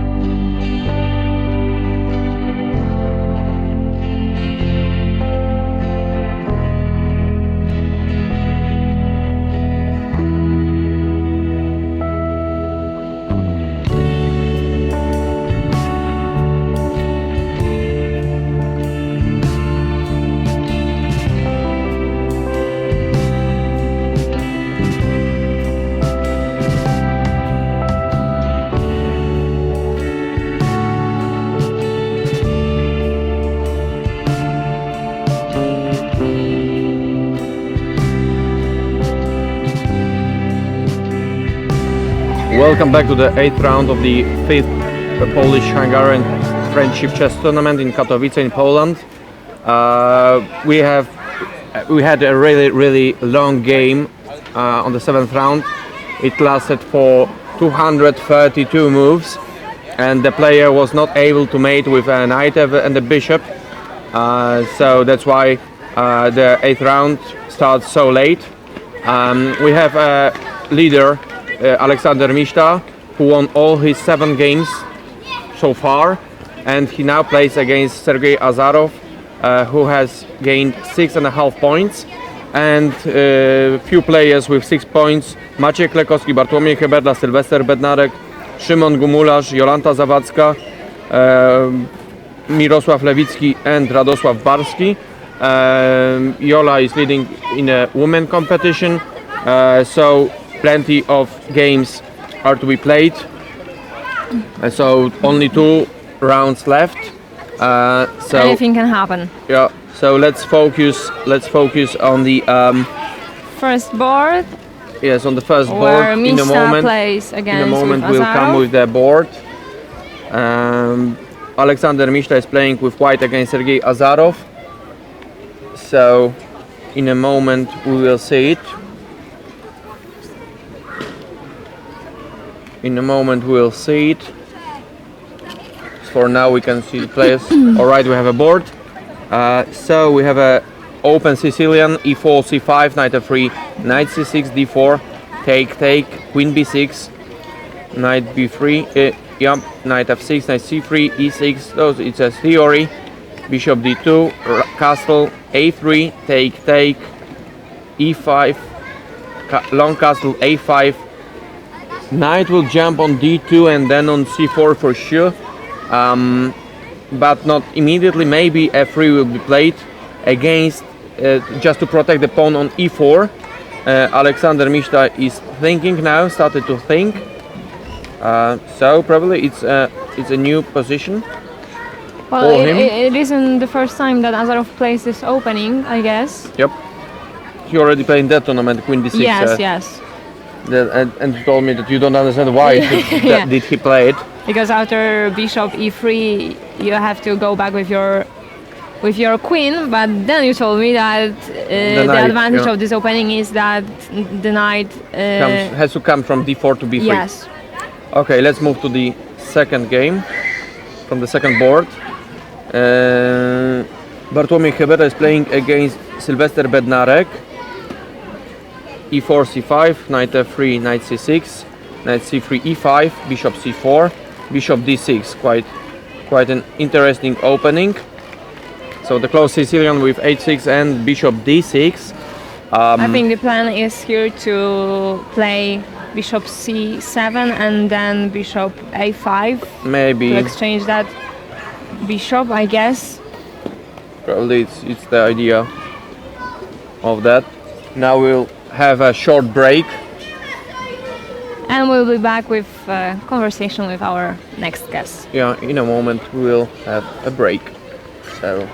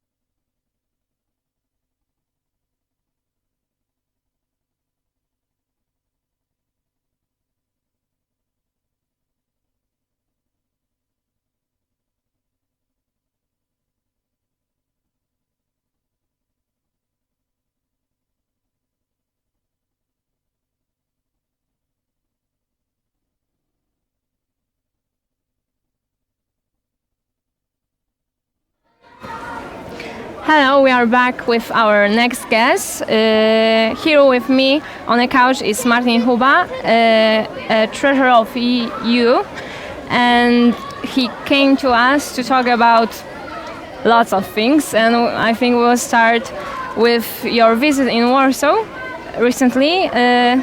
You said that there was some topics about chess in school. What can you tell us about it? Yes, dzień dobry. Yeah. Hello. So I'm representing the European Chess Union, Yes. and I just come from Warsaw from the Chess in School conference, because Poland is trying to do and is very successful in, Yes, in this area. So I attended, I think, two days intensive program, many lecturers from Polish side and some international speakers, and I spoke with many teachers Yes, and many yes. psychologists, pedagogues. So it was very, very, I would say, enriching and inspiring. So how do you think that the teachers here in Poland are well prepared and schooled to teach other children how to play chess? I believe that especially the Polish Chess Federation is doing a good job when providing different trainings to teachers. The quality of teachers, it's like the aim of this program is not to produce grandmasters or world champions, but to teach kids To develop. to think, to make decisions, to be creative, so to be very clever in the competitive world. So I believe that Poland is doing very well, really, and I think that in couple of years you will get results. Yeah, well, we can't expect teachers to get better than coaches that do it professionally.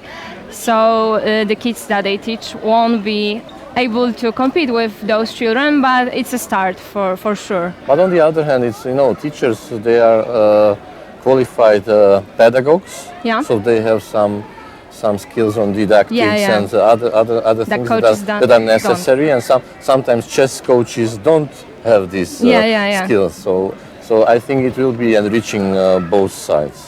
We are here on the 5th Polish-Hungarian Friendship Chess Tournament. It isn't your first time here with us. No, I think last year I visited the tournament, and I'm really exciting to come. Therefore I said, even being a bit tired after Warsaw conference, I said I have to stop in Katowice to show respect to work of organizers and local people and players. I heard that almost 700 players are playing here, so this is fantastic. And many kids, as you can see. Kids. And you have also, I'm admiring these shops with books and a lot of stuff. And I noticed that you have many chess books in Polish.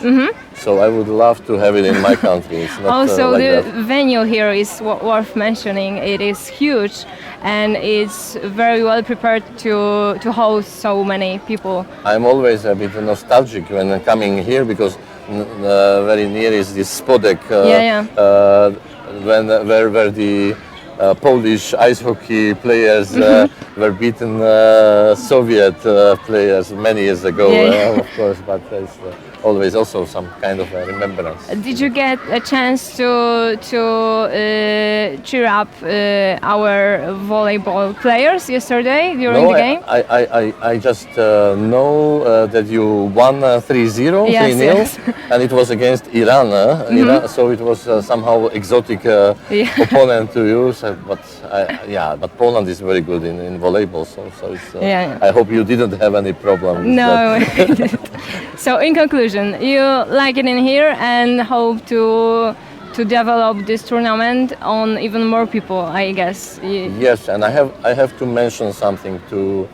I suppose that there will be some Polish audience to this. Yes. I was speaking with Monika Soćko, and I think that because your girls finished second during the last chess Olympiad, and I think that this should be more recognized in the Polish society, because you have amazing top players, both like Radek Wojtaszek, and also girls are playing very, very, very good. So you have many good players, and the society should be Yeah, accepting I and guess rewarding that. the reason of that is that chess in Poland aren't that popular, such as other sports, for example, volleyball and football. Obviously, it is a completely different situation in countries like Armenia or Azerbaijan, where chess are the lead sport.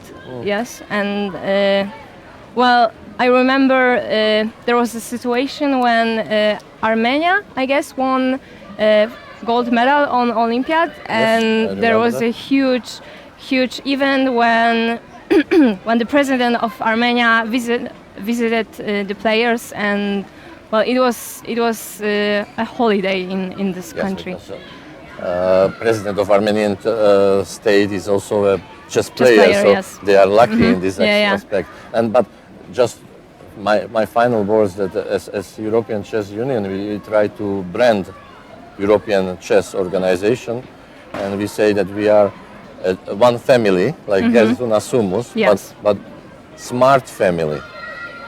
Yeah, this is the logo or slogan we want to sell to public, that we are a smart family, European Chess Union, and therefore governments and municipalities, politicians, media and sponsors, if they want to support the smart future of their countries, they should support chess. They have to support us. Chess. Yes. Okay, thank you for this conversation. Okay. I hope you will visit us next year, and you will be glad to see that there are more people than even Dziękuję today. bardzo. Do Dziękuję zobaczenia. bardzo. Do Do zobaczenia.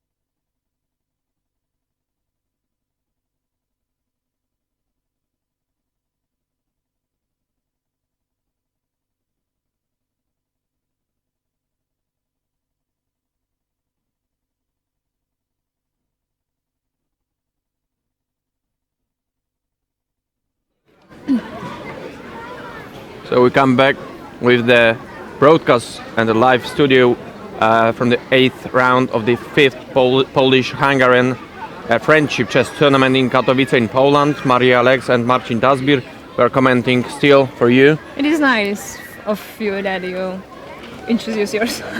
Finally, yeah? Because probably we didn't do it today because due to the fact that we were doing a broadcast already yesterday. We were commenting already yesterday in Polish. That's why we didn't introduce ourselves today. But Because we assume that you know us already. yeah, probably.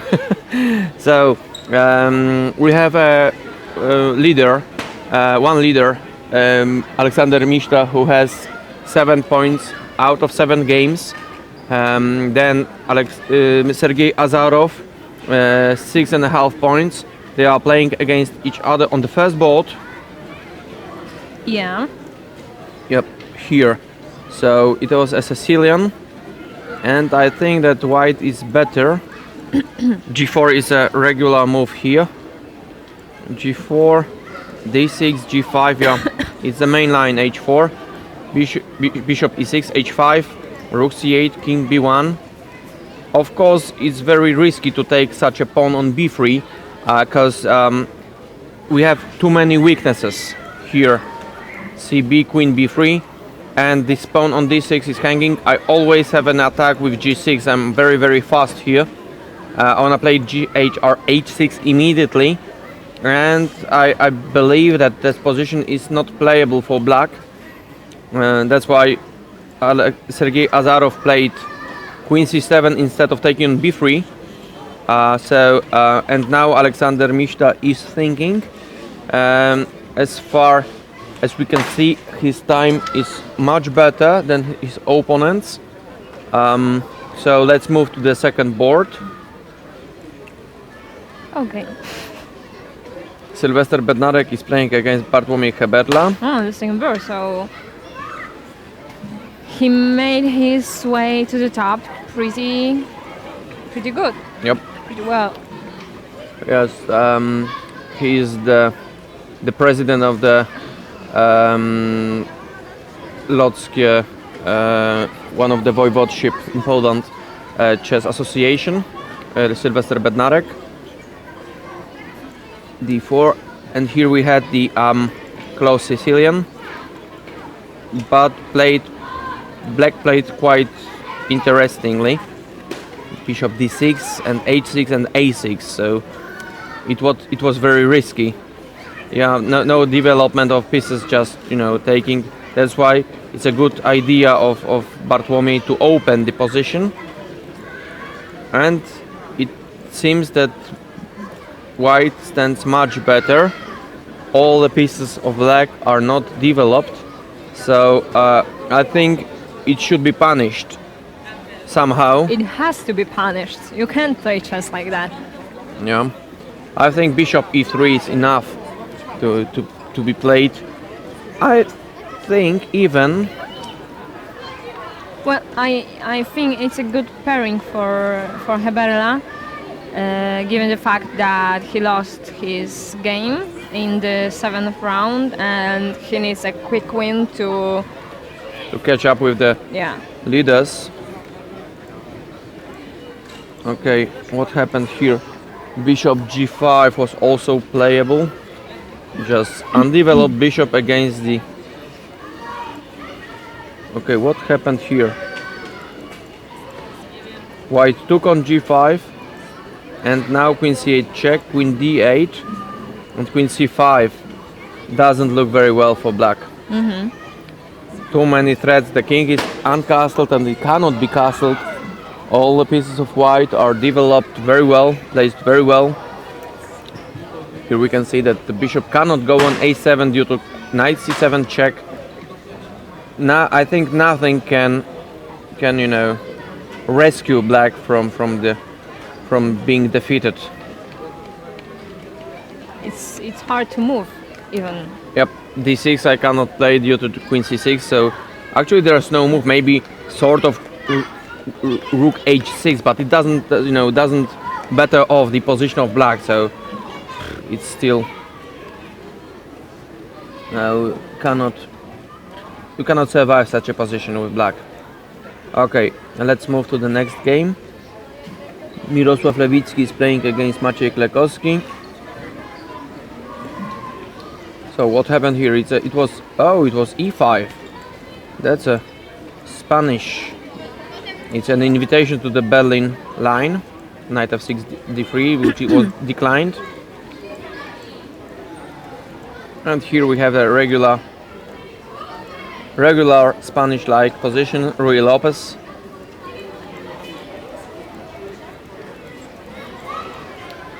So, Maciej does not only play Sicilian, which is a surprise. Really? Yeah, for me, for sure.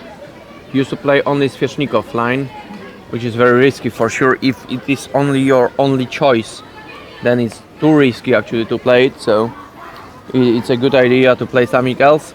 Just like Radek Wojtaszek, the best Polish player, used to play only Najdorf variation in Sicilian. And now he's doing his best to play also Ruy Lopez. I've recently noticed that Maciek is experimenting a bit with openings. So it only shows that he's trying to develop himself and get better. Yeah, develop himself. But it's a good idea actually to, Anatoly Karpov, the former world champion, said once that if you wanna develop yourself, you have to add some more openings to your repertoire. So it's a good way, and playing in such tournaments is checking your preparation in such tournaments where you don't lose ELO points. Actually, okay, you lose, but the rapid ones, so it doesn't matter actually. It's a good idea actually, in my opinion, to check whether your preparation is good enough to check it on such tournaments. Sounds like a good plan. Okay, let's move to the next game. So it's Jolanta Zawadzka, who is still the best woman in the tournament. Is playing against Radosław Barski.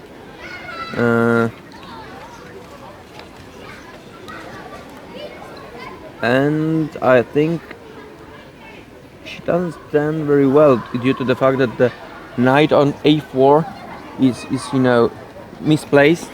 But on the other hand, what was the last move? I think Radek was quite pleased with her rings. Okay.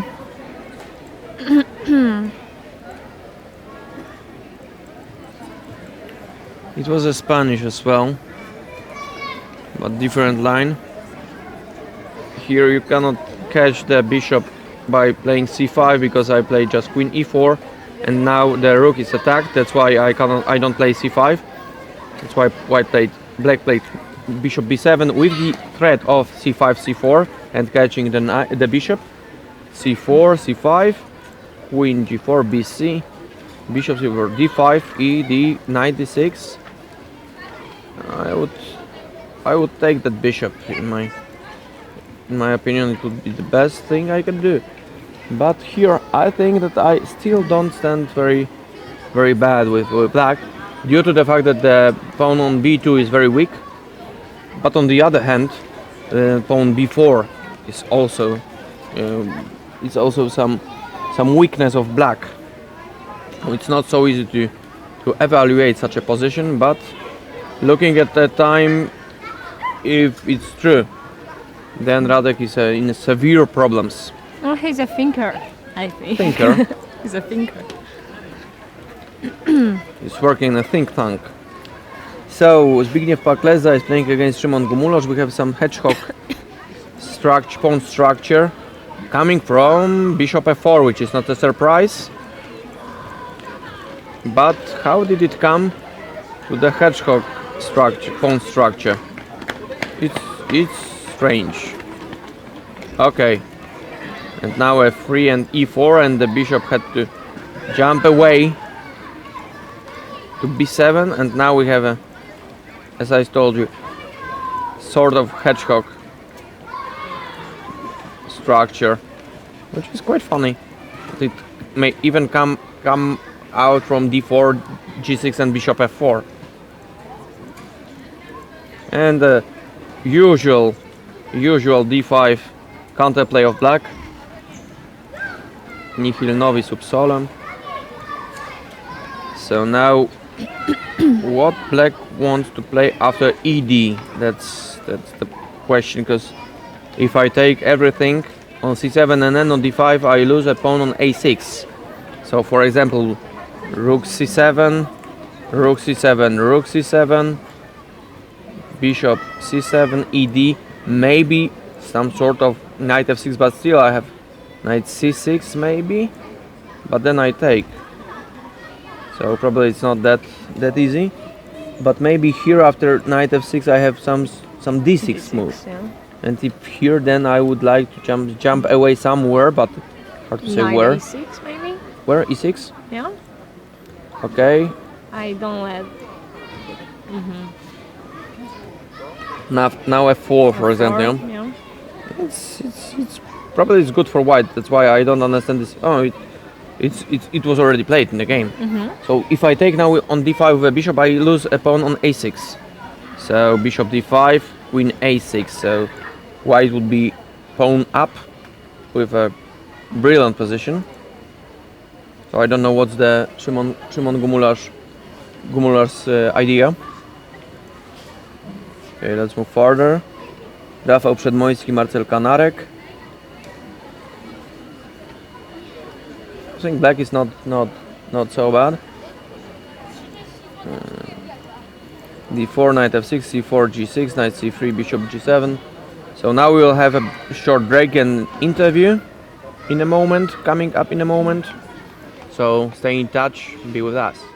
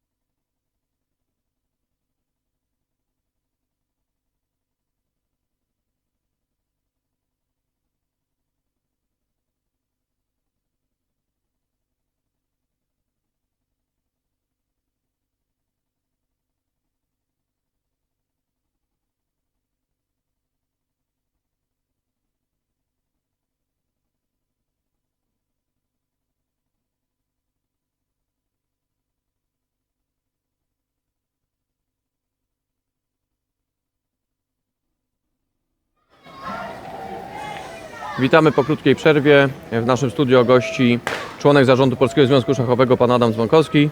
Dzień dobry. Jak oceniasz turniej? Dlaczego nie grasz? Znaczy, dlaczego nie gram jest łatwiejsze, dlatego że niestety na 2 dni nie byłem w stanie się wyrwać z domu, natomiast na 1 nie było problemu. Natomiast jak oceniam, tak jak zwykle tak naprawdę. Na Śląsku imprezy wszystkie są robione tak samo, na tym samym bardzo wysokim poziomie. Natomiast to, co mi się bardzo podoba, to jest to, że oprócz tego, że gramy w szachy, jest jeszcze kilka takich imprez towarzyszących dla dzieci, które jak już skończą grać, a one często szybko kończą grać, to mogą się pobawić szachami na różne sposoby. I to uważam, że to jest rzecz, którą powinniśmy wprowadzić do większości turniejów, bo to pozwoli nam po prostu przyciągnąć jeszcze kolejne rzesze zawodników. Nie tylko projekt Edukacja przez szachy w szkole, a właśnie też zachęcenie na samych turniejach dzieciaków do aktywnego uczestnictwa w takich zawodach. Tutaj naprawdę niemało się dzieje, tutaj studio mamy otwarte, widzimy jak dzieciaki biegają z jakimiś balonami, które są dla nich przygotowane przez animatorów, także jest na pewno to krok w dobrą stronę. Jeśli chodzi o dorosłych, mieliśmy za to wczoraj mecz siatkówki w Spodku. Tak. No, miejmy dużo szachistów tam było. Tak, miejmy nadzieję, że kiedyś w Spodku szachistów będzie się tak witało, będzie żegnało karierę. Oby tak było. To znaczy nam się marzy już od kilku lat zrobienie prawdziwej masowej imprezy. Już raz byliśmy blisko na stadionie dziesięciolecia, natomiast nie jest to takie proste przedsięwzięcie, ale jeżeli kiedyś będziemy gotowi, żeby zrobić na kilkadziesiąt tysięcy event szachowy, to przejdziemy do historii. Oby. Właśnie widziałem ostatnio, zdaje się w Ameryce był zrobiony bardzo duży turniej dla młodzieży. 5,5 tysiąca też widziałem. Tak, zgadza się. Tak, Naprawdę coś niesamowitego. No nie wiem, czy szczerze mówiąc, czy w jakiej hali byśmy mogli w Polsce to zrobić. Tutaj pewnie 5,5 tysiąca ze Spodkiem razem byśmy dali radę. Tylko na Stany Zjednoczone trzeba trochę patrzeć jak na Unię Europejską. To znaczy, to nie był stanowy turniej, tylko amerykański, to tak jakbyśmy zrobili jakieś mistrzostwa dziecięce Unii Europejskiej. Jeżeli sobie wyobrazimy, że w zeszłym roku na mistrzostwach tu na Śląsku było 1600 dzieci, to nawet jak my się w Polsce sprężymy, to damy radę ściągnąć tyle.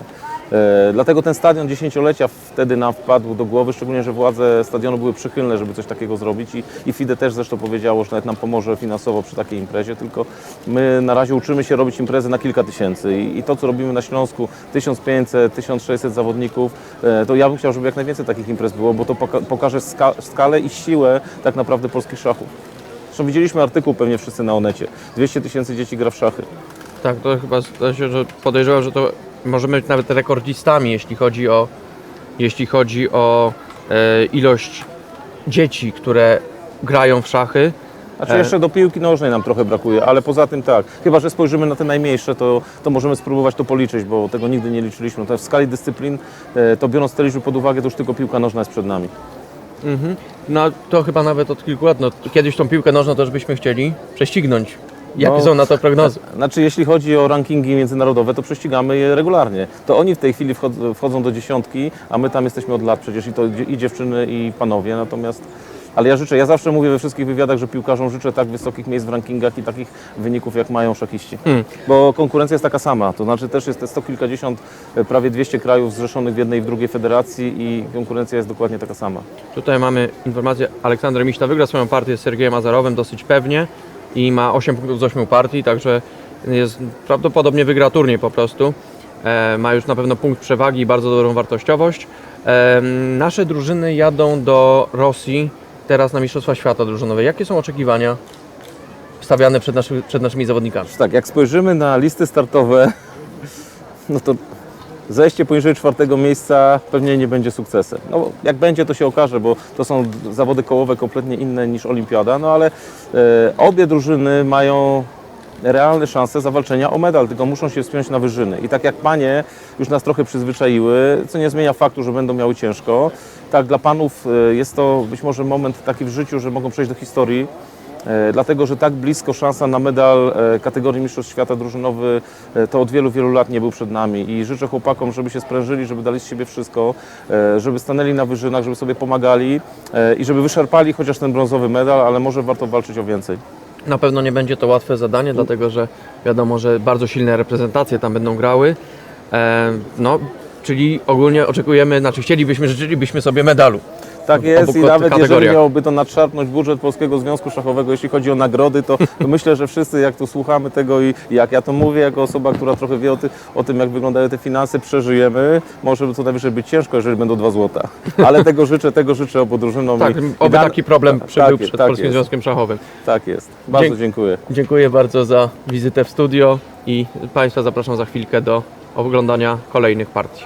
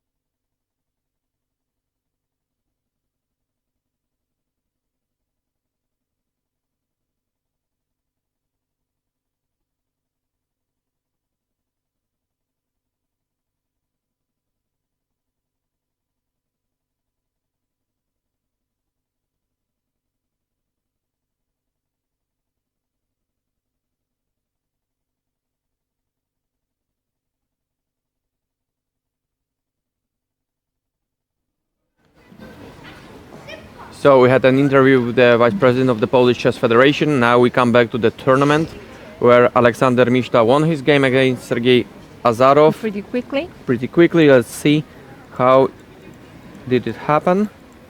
So we had an open Sicilian with Queen B6. Yeah, we saw that. So now we know why it played so with Queen B6 and why Black plays Queen B6. So here and a3 take a e5 castle a5 g4 d6 g5 knight e8 h4 bishop e6 h5. Now black is just slower, and here the development of the attack is very, very nice. Queen goes to g3. It's a pretty good plan to play against that opening.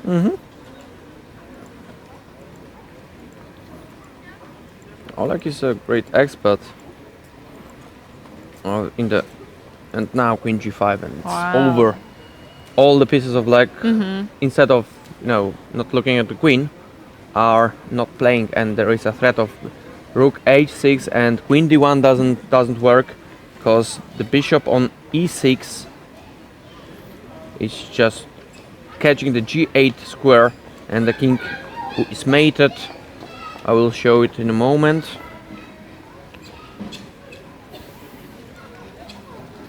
Queen d1, rook d1,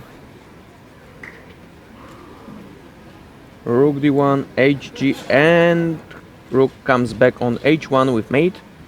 Let's look at the other board. So Alexander Mishta is leading. And the next player on the second place is Bartłomiej Heberla. Who won his game quite quickly Yes. against Sylwester Bednarek. Well, I guess He mated. there weren't any problems for him to win this game. Maciej Klekowski, I think, has an equal position against Mirosław Lewicki, but of course they will play till the end. The bishop on b3 is better than that on f8, and maybe that's why it's not equal. Sorry, I missed that the bishop is very active, so white is better, but it's of course not so easy to show that white stands better. You have to really do it very, very properly. Rook c3. Look at the time. It's not much time left. So let's look further. Jolanta Zawadzka is playing Something happened in here. against Radosław Barski. The last time we saw this position, there was a knight on a4. Oh, Do you it was, remember that? so prehistory. It was a long time ago. Now here we were somewhere here, but for sure Yeah, we're here. somewhere here. I thought that there would be some problems with b4 pawn, and it turned out to be truth. Rook e8, rook d1. Yeah, the activity of white rooks is, it's something that gives a great, huge advantage to white. And the weakness of f7 point forced black to give away an exchange. I would take that one on e2, but okay, it's winning position for black for sure. And here doesn't make any change actually, because after g3 and so on, white is just winning. And h4. Yep. Jolanta Zawadzka will win against Radosław Barski. So he won't be pleased with pairings after all. Yep. The next game in a moment.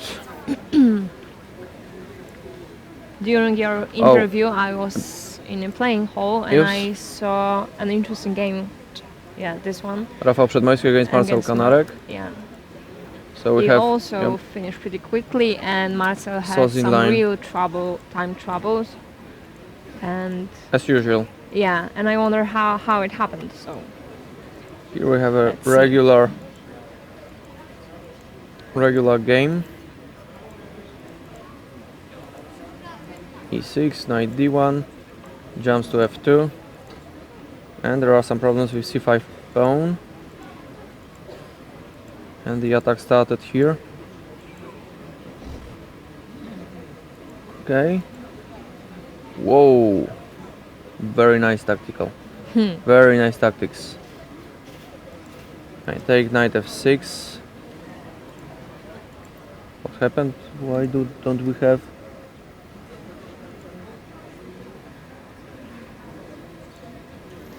Okay, knight f6 check, king h8, knight d7, and I take a bishop on f8. So it's already winning for white because I have a rook and two minor pieces against the queen, but all is taken by white. There is a almost mate, a very quick he missed the tactics here. Marcel missed the tactic queen d7. He didn't see it probably. That's why he lost. He lost really tough. Okay. Daniel My Sadzikowski. curiosity is pleased. All right. You know, curiosity killed the cat, as they say. So you have to watch out. Watch out. A cat? It's Why? a saying. In Polish, it can be translated that curiosity is the first step to the help. Yeah. So let's look at the game of Daniel Sadzikowski against Włodzimierz Kruszyński.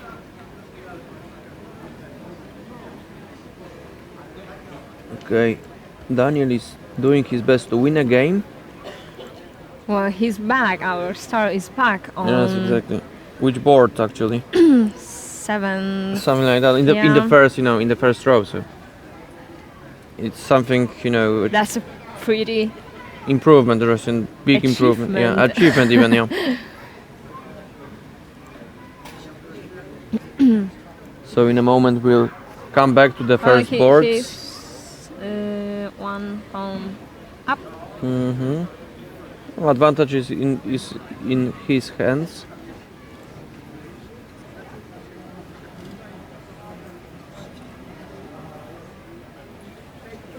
So, okay, 2 first boards. Aleksander Miszta is won already, as well as Bartłomiej Heberla.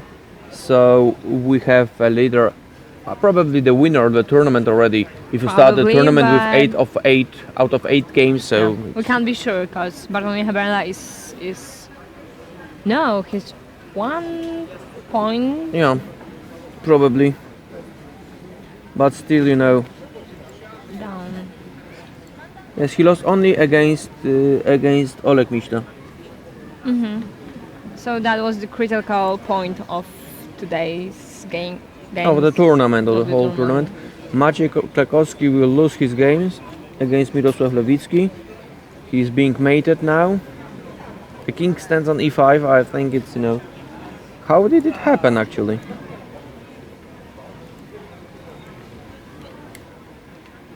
So Mirosław Lewicki will win a game against former silver medalist of the Polish Championship. Because now White actually cannot do anything because his quality and 2 pawns down. But how did it happen? How it came that the king had to go? Oh, he missed the tactical possibility. Bishop f7, king f7, queen d5, king e7. All right, what happened after? Oh, after queen e6 I can take on e5 probably, and now on f8. Yeah, and Very that's nice, the end. very nice touch, yeah.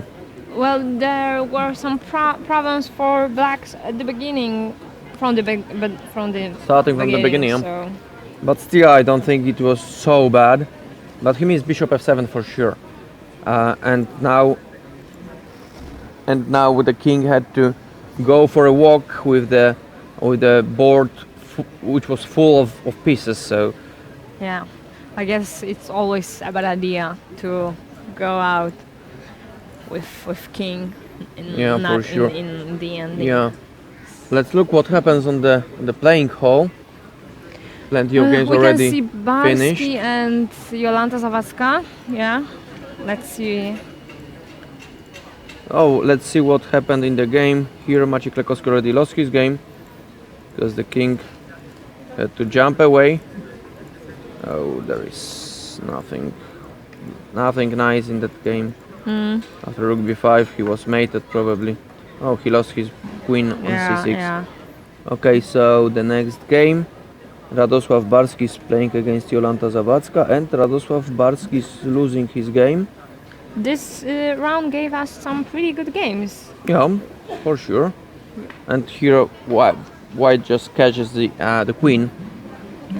If rook d3, then rook c3 check, and White is winning. And otherwise, king b2, then rook b7, and you cannot protect your queen on b1.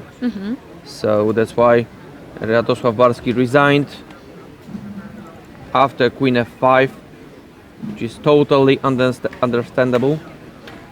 What happens next? Okay, Szymon Gumulasz, Zbigniew Pakleza, b5. We can see them on the D6. screen. All right. That's them. If you don't know them, then you can get to know them by looking at them. It's always a trap because you are watched. You are being watched. Yeah. So you have to behave yourself, of course. Sometimes you don't even. It's not easy. Yeah, because sometimes you don't even think about it. Yeah. Yeah. When you play, you don't think about that you have to be to sit straight and so on. You don't think, you just play. You're in different type of world actually. So that's why it's not so easy. And what happens here? We shall see in a moment. Okay, queen f4, a protection of a pawn. And now it may turn out that the knight is better than a bishop in this position, but I wouldn't recommend to exchange the pieces because the pawns on a6 and b5 Are weak. because they stand on white squares. But on the other hand, knight c4 now, and that might end up with a draw. And now the pawns on f3 and g4 are weak, so the best that can happen to Zbigniew Pakleza is a draw. But of course, white will play. We'll have to secure a draw. Because if black wants a draw, then he doesn't make anything, and it's a draw already at that draw. So it turned out that the weakness of a6 and b5 pawns was not enough, and here we will have probably a draw. Oops, sorry. Just go back. Here. Yeah.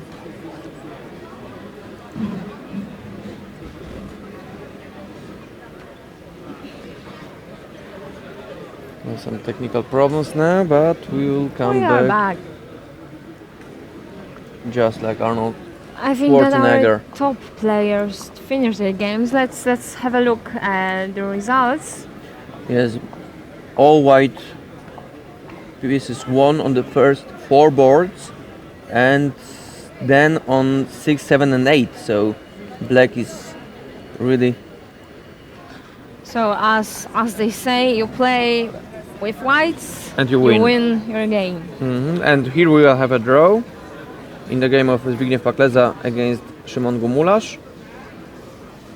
So what is left here? Daniel Sadzikowski won his game. He's coming back. He has now 7 points out of 8.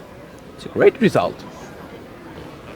And looking at his positions, it's something, he should be really, really proud of himself. His games are Weak. just wow. Yes, just wow weak. Wow.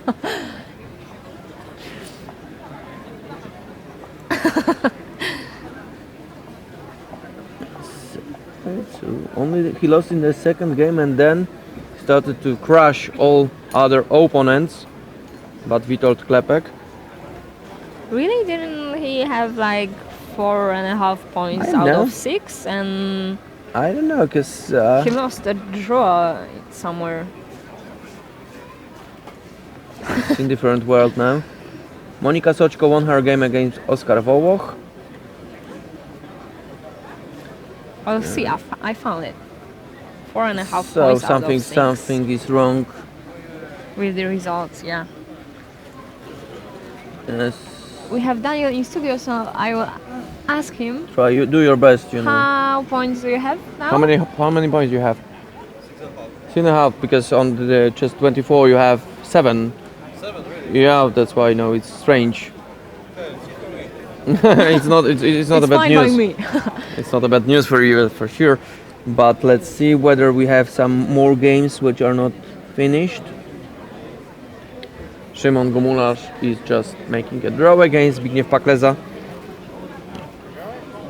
I will just take on f3 and then just make a draw. So Yeah. almost all results we already have. No 232 moves games. So Kubic.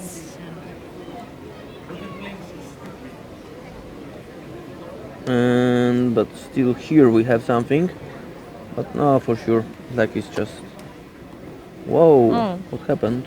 It's a draw. Because Really? yes, because the rook on h1 is black, not white. That's the point. I also thought what happened, Yeah. but it turns out that it's only a threefold repetition, because after king it's quite funny, because after rook h8, king g7, I wanna take with a rook on h8. You cannot give mate on h7 because I take it with rook from h1, and if you take on the h1, I take on h8. I'm rook up. So what happened here? It's the So he had to repeat his moves. yes. That's why it was a draw. Maybe here he could have played bishop d6, but or maybe even knight f6, gf, queen c7. But still we have very annoying rook f1 check, and white is losing. It happens sometimes. That's why, Unfortunately for Artur Jakubiec, maybe here instead just give a check on f6, and I think I would be able to win that position, and then to play bishop b6. I believe this was the winning position it was for sure the winning position. Rook knight f6, take, and then play rook h6, just like that. Here you have to take somehow gf, rook here, and rook h6, for example. I wanna take on g6 and keep mate on h8. As simple as that. I'm really curious, why didn't he play knight f6? He must have missed rook f1 and rook h1. Artur Jakubiec had to be sure that he's winning after bishop c7 and rook f4, and here. That's why. And here, of course, I cannot take on h1 because of queen h7. Well, it's not easy to see, actually, to be fair. Yep, sure. I think almost all the games are finished. Yeah. So we only are left with one more round. The most important one, and there will be some surprises. I hope. I really hope, because it will be boring if the leader will win. Don't you think? Well, it's hard to say, actually. No, it's a sport. That's why it's very interesting whole time. So we shall see what happens in the last round. But now we just invite you for a short break, and see you in a moment.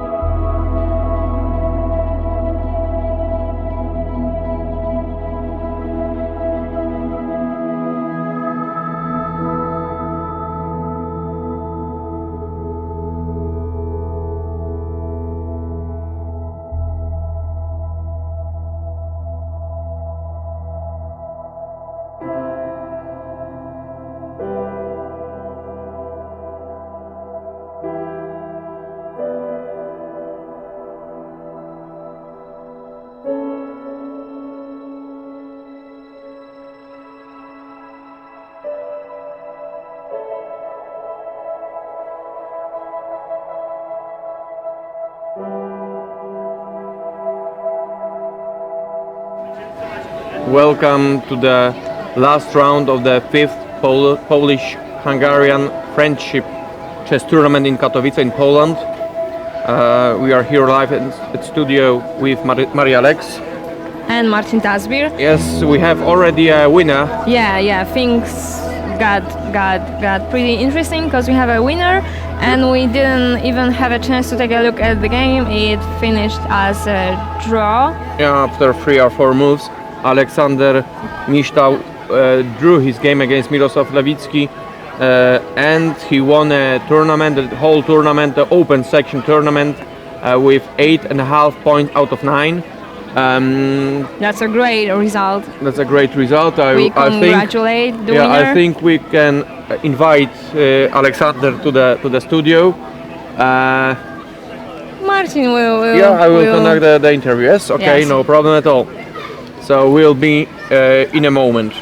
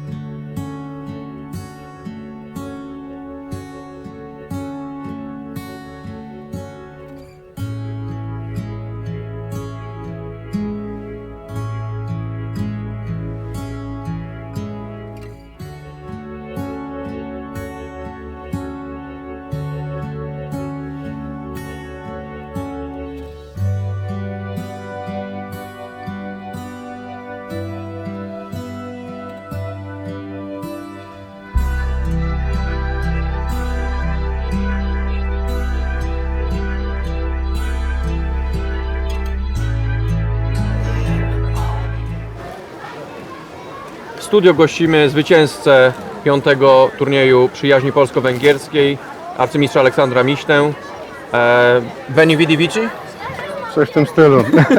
Udało się, rozpocząłeś turniej 8 z 8, to myślę, że to bardzo dobry prognostyk przed 9. rundą. Tak, na szczęście przeciwnik nie chciał wygrywać i mogłem spokojnie postawić kropkę nad i. Dokładnie. Rozumiem, że taki był cel twojego przyjazdu tutaj. Tak, oczywiście przyjechałem, żeby wygrać turniej. No, nie sądziłem, że z takim wynikiem uda mi się to zrobić i że w ogóle uda mi się to zrobić, ale no, przeciwnicy pomagali. Rozumiem, ale to dlatego, że patrząc na twoje ostatnie wyniki, czy dlaczego tak się nie spodziewałeś No, tego? ostatnio w Czy rapidach mi nie szło, wrodzona bo, skromność. straciłem prawie 100 oczek na rankingu. Każdy rapid kończyłem na grubym minusie. No tutaj chyba na grubym plusie, tak ponad Tutaj na 30 grubym oczek. plusie, tak, trochę odbiłem się i teraz może wrócę na jakiś normalny ranking. No normalny, to dla niektórych normalnym, co dla niektórych jest sufitem, dla niektórych jest podłogą. Bo ja też właśnie wszedłem kiedyś na 2600 i niestety nieopatrznie zagrałem 2 turnieje i to był duży błąd. Bo miałem ponad 2600, to był jedyny ranking, którym Zdam ten ból, no widzisz, ja nigdy nie przekroczyłem 2600 w rapidach. no mnie się udało, właśnie mówię, nie wiem jak, ale byłem wtedy drugi w trzciance i później jeszcze w Mistrzostwach Europy dobrze zagrałem, w ogóle jakiś szał. Jakie są twoje najbliższe cele turniejowe? Najbliższy cel turniejowy, no to dostać się do Pucharu Świata z Mistrzostw Europy, które odbędą się w Mińsku już za tydzień czy 8 dni. Ten turniej to chyba dobry prognostyk.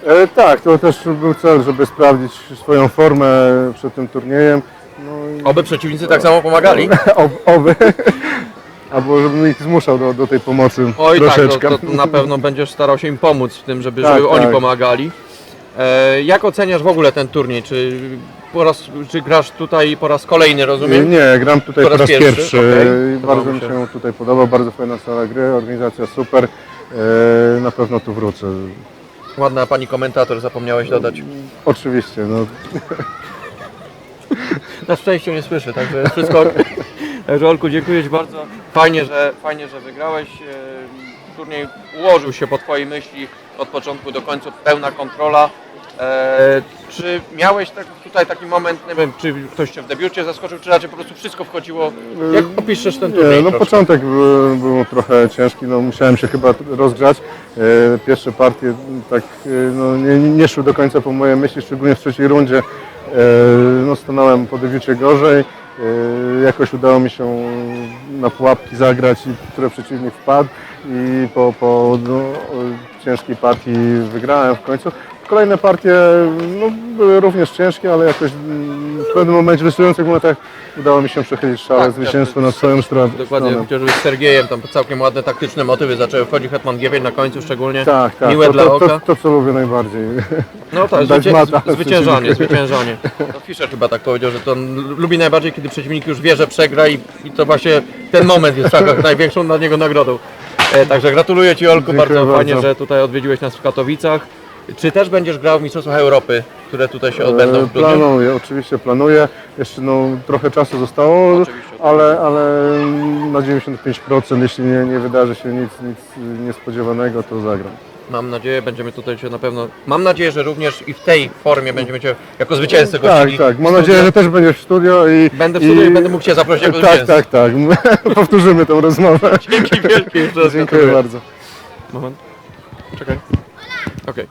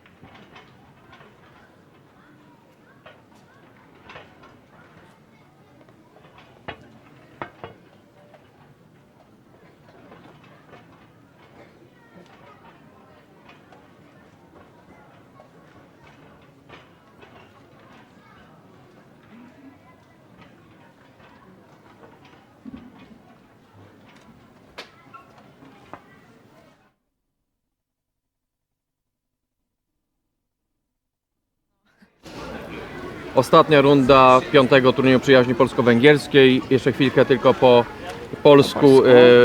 Chcielibyśmy polecić taką książkę autorstwa Krzysztofa i Moniki Krupów.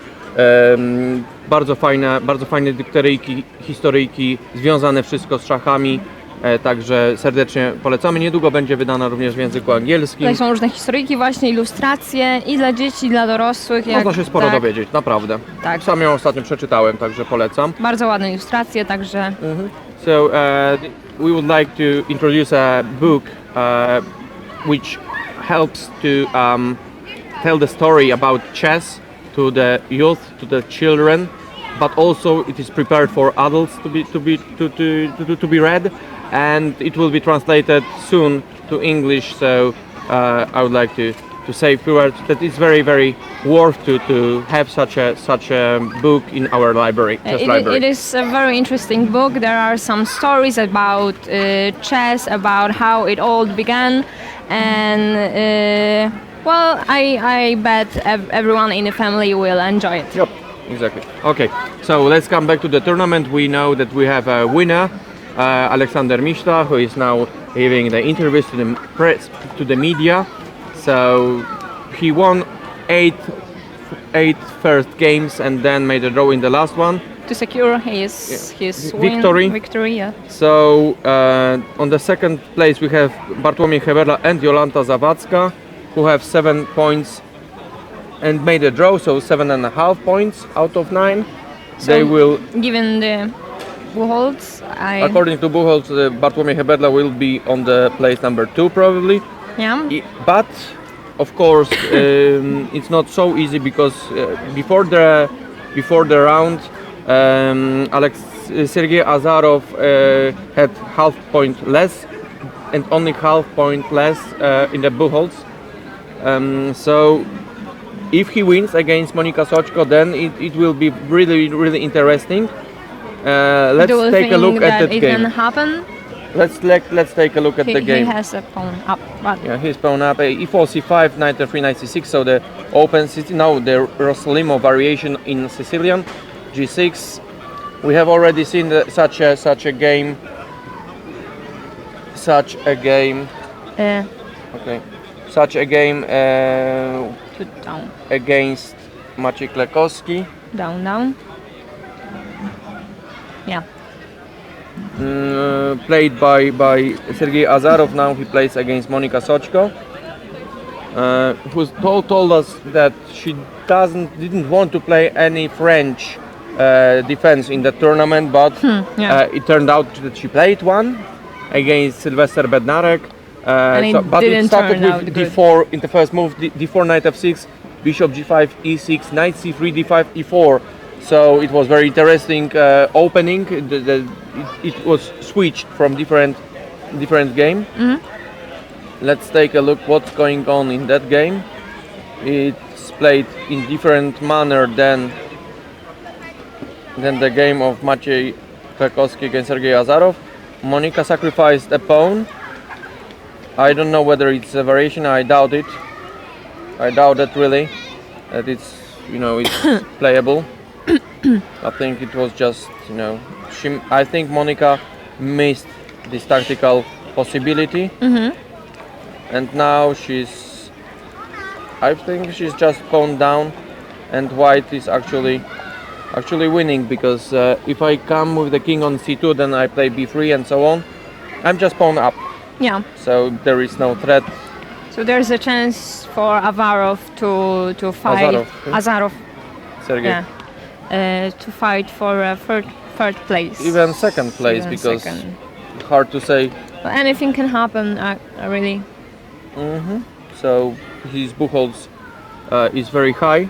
Okay, let's see the game of Daniel Sadzikowski, who plays against Szymon Gumulasz on the third board, and it's a very interesting game, I must say. Let's take a look. How did it happen? e4, e5, knight c3, so Vienna with g3, bishop c5. As far as I can see, Szymon Gumulasz doesn't like to argue in the theory. And here knight bishop with g4. Stronger players in theory, yeah. Theoretically, And here we have a very interesting position. It's almost the same as... I don't understand that game. King d7 was played. So what's the material? Let's take a look at the material. 2, 3, 6. Black has 2 pawns, only 2 pawns for the for a piece. But look, if I play bishop h3 check, then king will go on c6. Yeah. When he will be perfectly placed, because nothing could happen then there.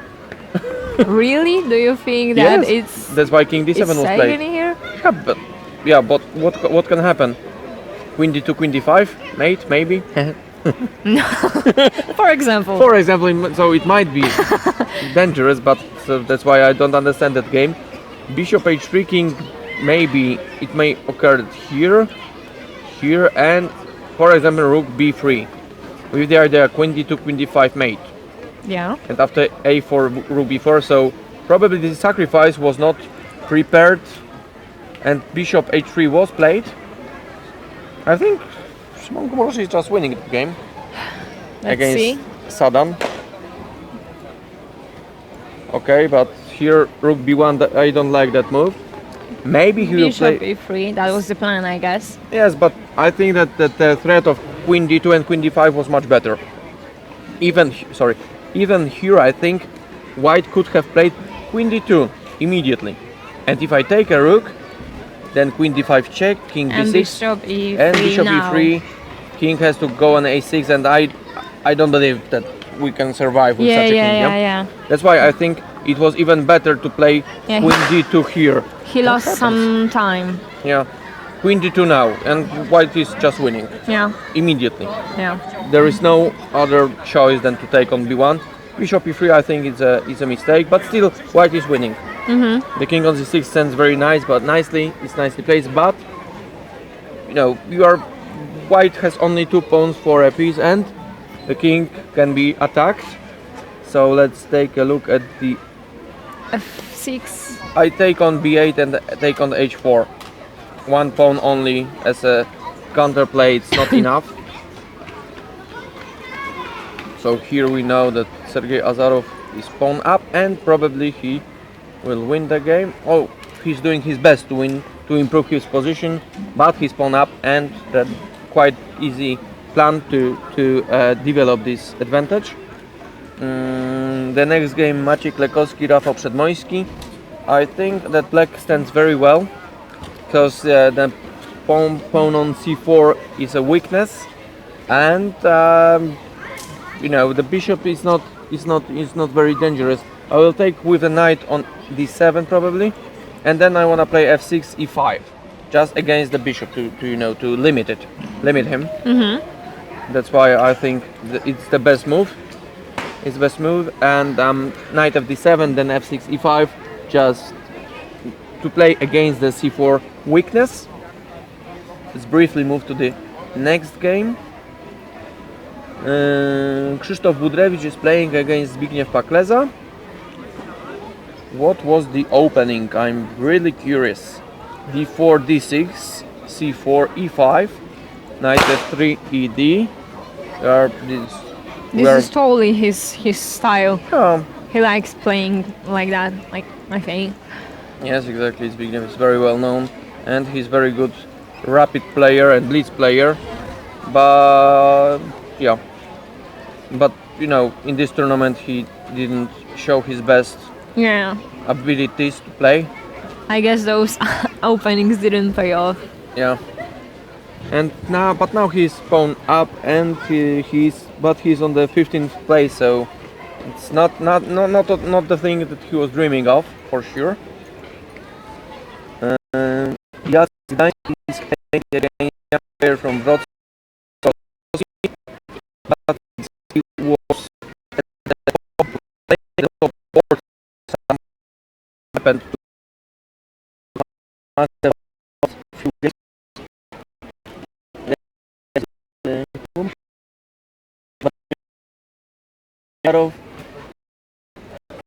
So that's what Well, I think you don't play chess. Yeah. Okay, yeah. Yes, it's his hobby. He used to be a very strong grandmaster. He's now strong grandmaster. Yeah. His knowledge is of course big, and he enjoys playing chess. That's cool, I think. Okay, it's a closed Sicilian with knight f3. So once more, Jacek is inviting to play some open lines. d6, d4. So we have a rouser, a classical variation in Sicilian. A regular development of white with queen e2, g4. I like that position with white. Yeah, me too. CB. It's an idea. As far as I remember, it's an idea of Robert James Fisher to take with CB, then open the C line, and to attack king f2. Very nice one. h4. I think white stands better. Not very no something special, but here after d5, I believe white is much better. Yeah, it seems like he doesn't really have any problems. Yeah, the king of f2 is really protected very well, but his opponent on f8 can be easily attacked. So there is a weakness on a6. I think white is actually standing on the winning position, so it's good for him. Okay.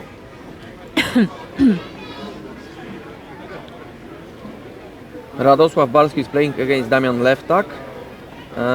What's the position? Black is now pawn up after ef, but on the other hand, the position is opened a little bit. But what was the last move of white? It's f4 or what?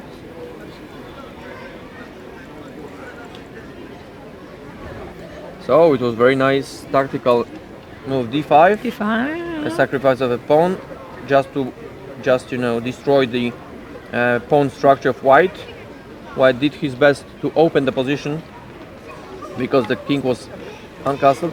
Oh, I don't have a piece with. Yeah. That's the point. I didn't understand it. So it's only a piece for. Why? What has to play actually? No, that's the point. Yeah. No, black is winning. White is winning. Sorry, I missed that. I don't have a pace with black. So. It happens really often. Yeah. For you. Oh, no, it's a rapid, and we do it quite briefly. That's why now. If I've observed this whole game, all the time, I would notice that something wrong happened. Okay, so let's count the material. 4, 6, 2, 4. White is pawn. 1, 2, yeah. Now we are double check, and is playing but now look how hand.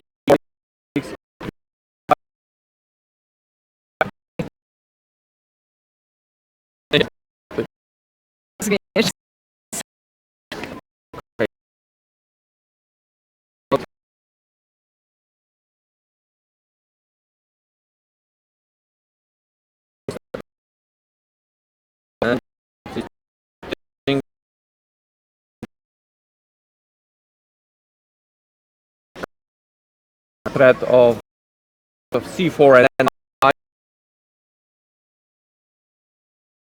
then after take on f.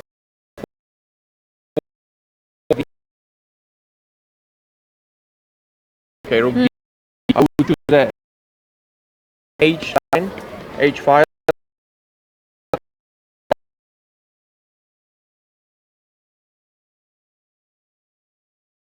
E6.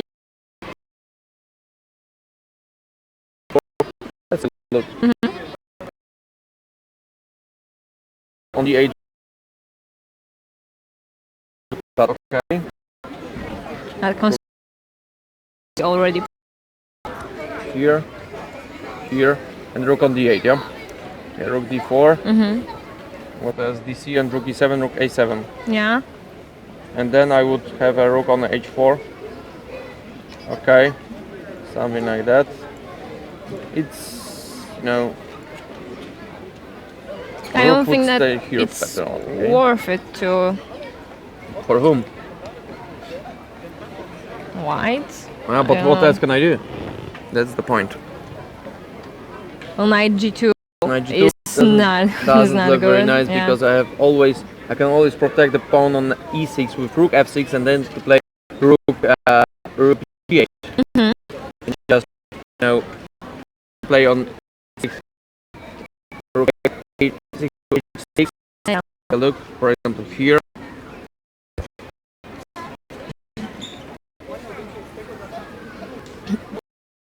Currently, rook here, rook e2, and now even knight f4. Yeah, the weakness of the first Wrong. rank is more than visible.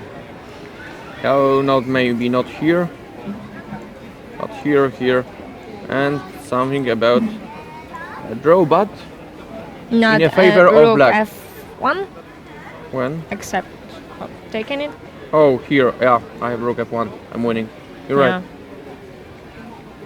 So it might be dangerous to play knight g2. That's why Sylvester Bednarek didn't play it, and he went on h6, which is much better than c4, what I showed. Yeah. Maybe now rook on h8.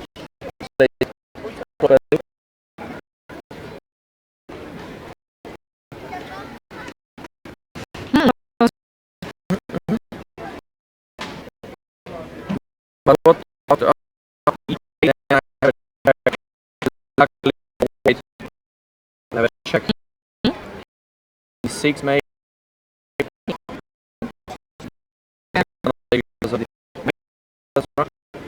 Here and rook g at h. Activity of white be a draw. Of course, but still look at the other of black lane. White. That should be enough to make a draw. The threat of rook. It is simpler of those all exchanges and black. Yeah. Let's come back to the game of Sergei Nazarov and Monika Sochka.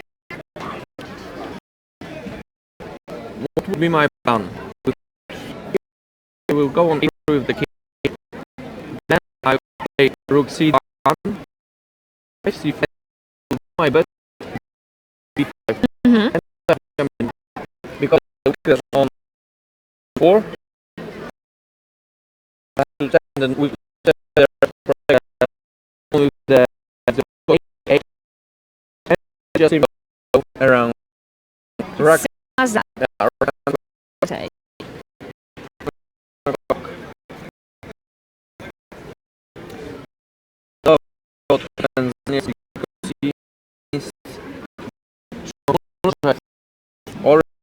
Or white easily now I think the winning because of bishop b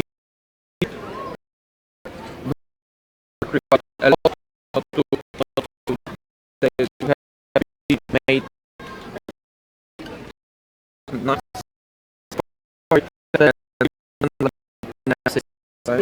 to win, but I think it could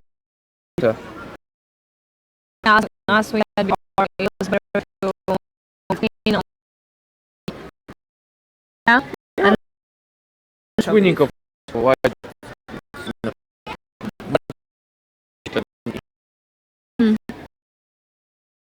But maybe he doesn't want to. yeah, Magic like the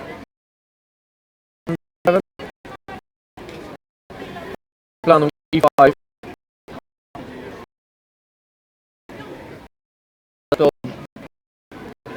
But with the knight on e4 and here only back may stay better, but structure is improved. Knight is still after take on e7 4.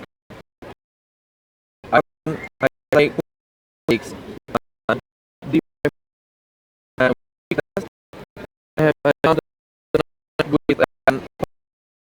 e5. But you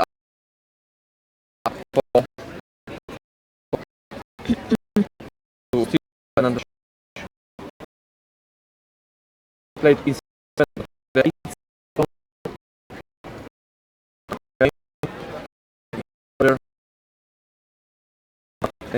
against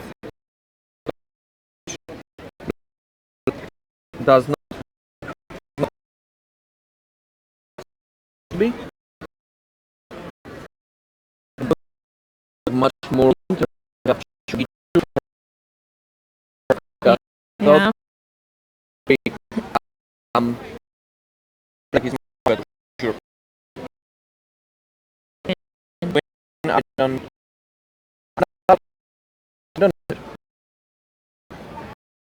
okay. I wish I the situation. Yeah. All right.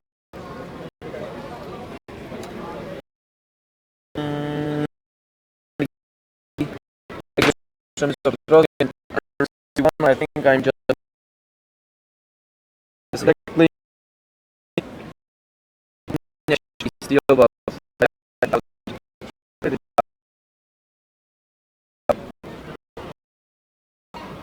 I'll just if we immediately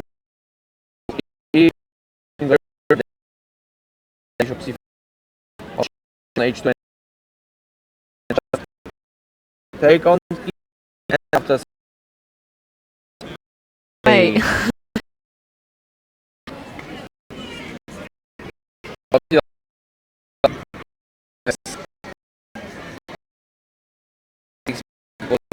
I believe it was winning easily in position. Now it's getting much more complicated. But okay, after Queen H3 I can take on E7, Queen H4 and King E2 just to have this protection on F2. And due to the fact that all the pieces of black are not developed, the minor and the rook, knight on B8 and the rook on H8 are not developed, white is winning. That's a good example for kids, not to delay your Development. development. Okay, in the Jacek opening. already won. I would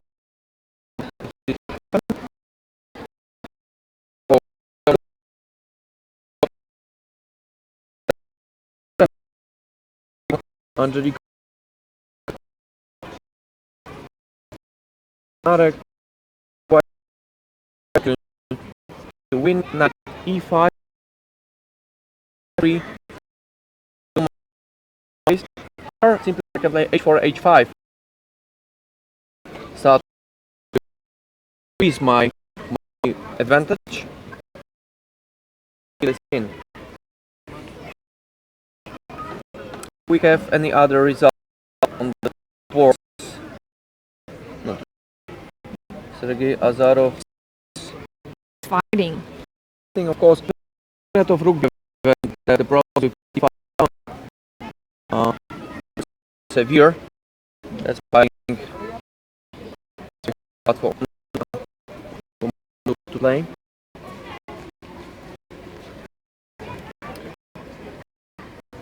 Looking at the time, it's also Monica in the time bubbles. Well, I guess the pawn on A E3 on A line and the C line are weaknesses. are weaknesses, and one of them will be gone soon. But on the other hand, all right. King goes on B3. Yeah. Then I'll take on C5 and just Take the next one on A3. yep, probably that's the only way to play. But okay, I take on C5. I take on B6. I take on B6. I take on B6. Rook And B5 rook and B5. here rook here. But I think I have rook B4 or even C5 with the idea of king B4, rook A5. It's winning for white. Alright. Next game. Grandmasters just tend to win positions like that. Daniel Sadzikowski is still losing the game against Szymon Gumularz. The king is trapped. Probably there is a forced mate, but I don't see it actually. But it's for sure winning for white. No questions about it.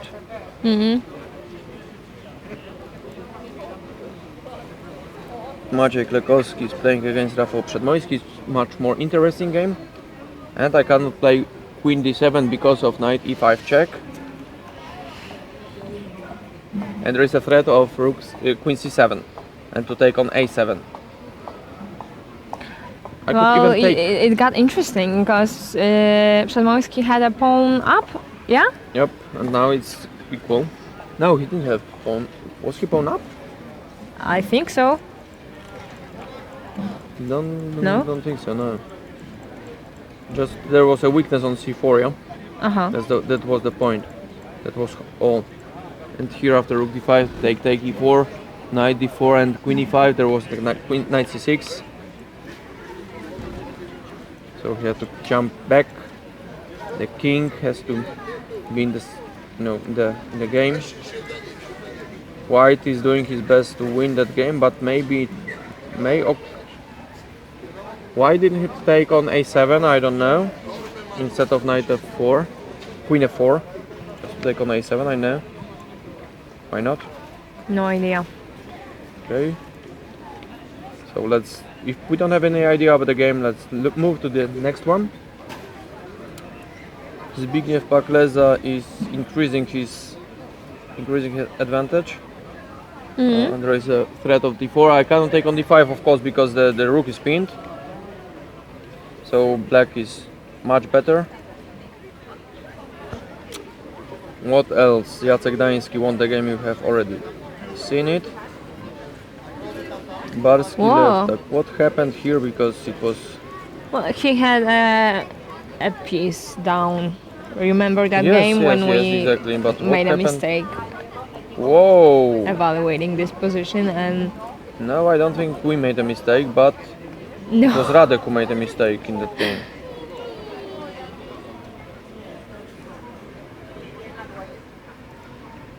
Queen D3 and that's all. And what did he play? After Queen D3 he's winning for white. But he played C3 and missed Bishop takes in Rook E3. Well, he must have missed that. For sure.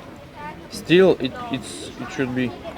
And now it started to be, dangerous with that pawn, and then it's a disaster. And now Oh, he must be so angry and hate himself. himself. I think even F2 was better. Oh, sorry. I think even here F2 was better. Oh, that's the point. How smart. F2, Rook F7, but of course I don't play F1 because of the Rook of takes a on. check. Yeah. But I can play here, here, and just play here, and I'm winning with black Yeah, and everything is fine. and protected. And Queen A2, of course, it's winning. There is a threat of F2. He must be really angry at himself, Radosław Barski. Let's look at the next game. Angelika Giorgio. The king is almost mated. So I think that Sylwester Bednarek will win a game and probably will be in the top 10 as well. Well, that's a good result for him. Yeah, He wasn't as expected to play so good. I think he expected that he can play very well. So. But maybe from our point of view, it's something that we didn't actually. Yeah, we can see all those grandmasters on the starting list, and you expect them to play how they can play, but Okay. well, it wouldn't be a tournament if there weren't any surprises. Yeah.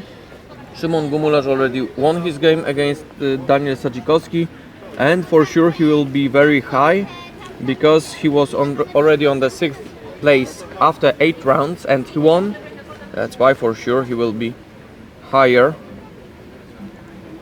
G3, king e7, and now he took on c5. Just as we said.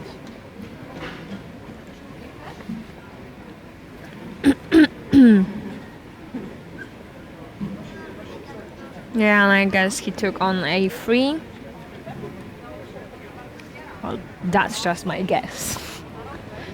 Okay, 8. There is a threat of c6, and now king b4 and king b5 and c6, and it should be winning for white. It's winning for white for sure, because I took a very important pawn.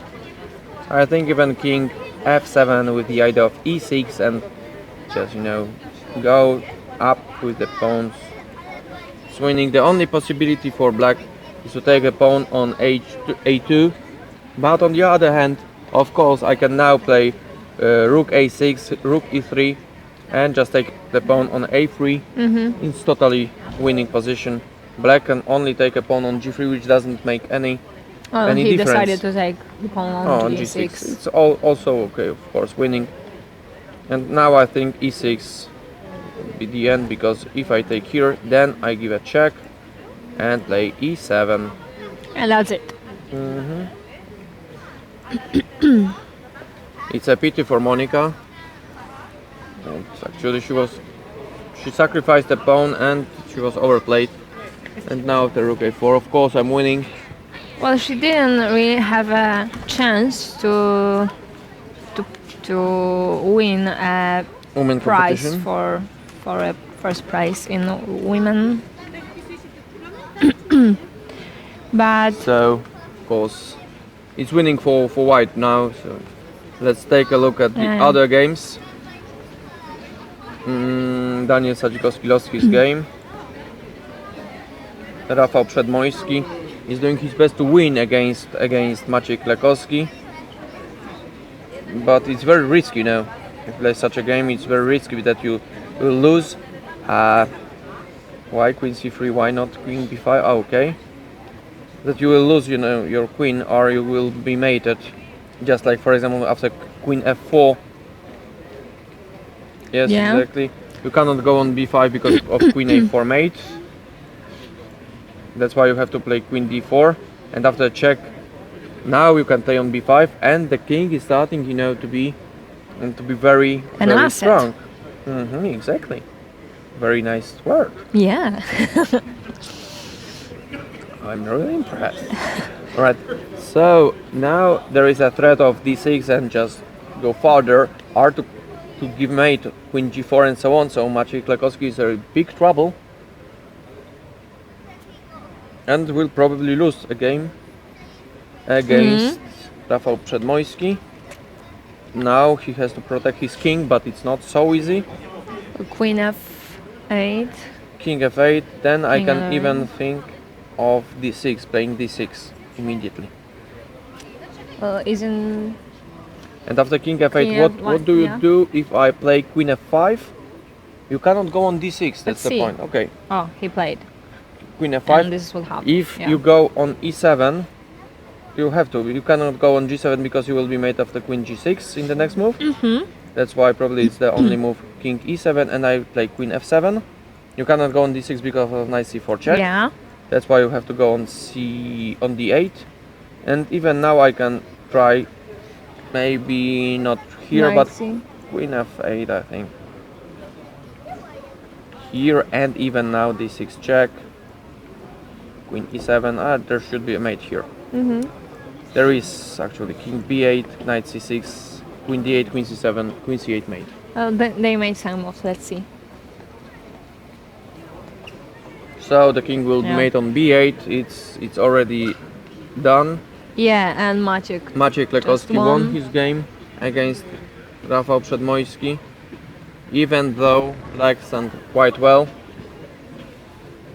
So Maciej Klekowski will finish the tournament with 7 points out of 9. Which only gives the first top 10, yeah, in the tournament. Zbigniew Pakleza is winning against Krzysztof Budrewicz. Damian Lewtak won a game against Radosław Barski, even though Radek was had bishop more. Up, yeah. Yeah, is up. Monika Sochko lost her game against Sergei Azarov, who will be probably on the third place. Third place. Or second? No. It might yeah, happen. second. It might happen. Okay, so not many games left. We would like to invite you to play in Katowice in December.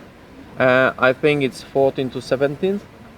So we do know a date now, Yeah. Because we didn't yesterday. So we invite you to the European Chess Championship in Rapid and Blitz here in Katowice. The live broadcast will be also held, so we invite you here to play and also to watch. And we come back to the tournament. Krzysztof Budrewicz is losing his game against Zbigniew Pakleza.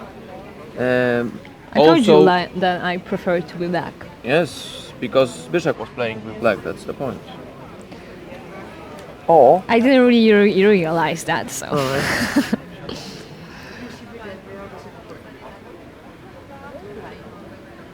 Of course, it's a tricky position. Still a tricky position, but I think after bishop d5, for example, with the idea of queen e4 and keeping mate on h1, it will be enough. But h5 is also giving some air, fresh air to black's king. So I think he's just winning. What's the idea behind that move if I play queen d3 now?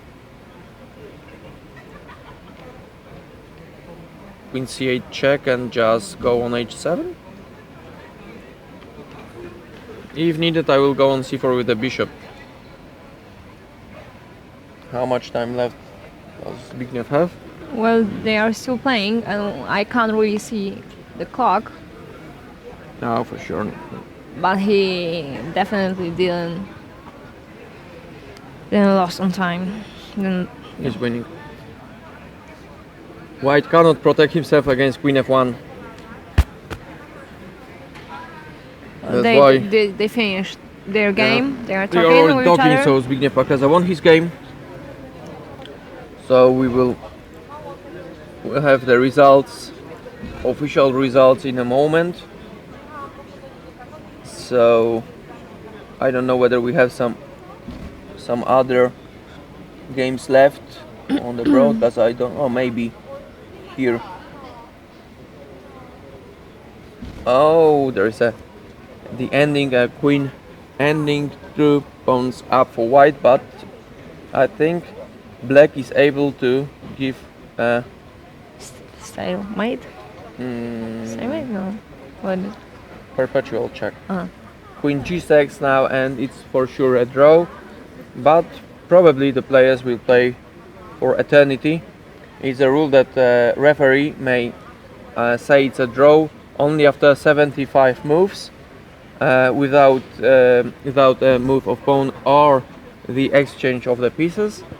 So it's automatically, then it's done automatically by the referee.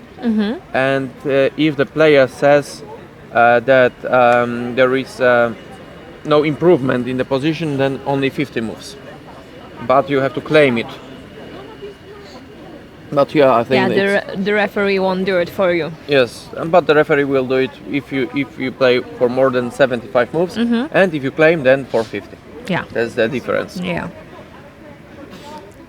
And here, of course, white will do his best to win.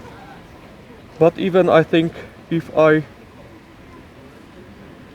exchange the queens on g2, I should be. Yeah, I'm in a square after h4, king d6. You can see that it's in the square.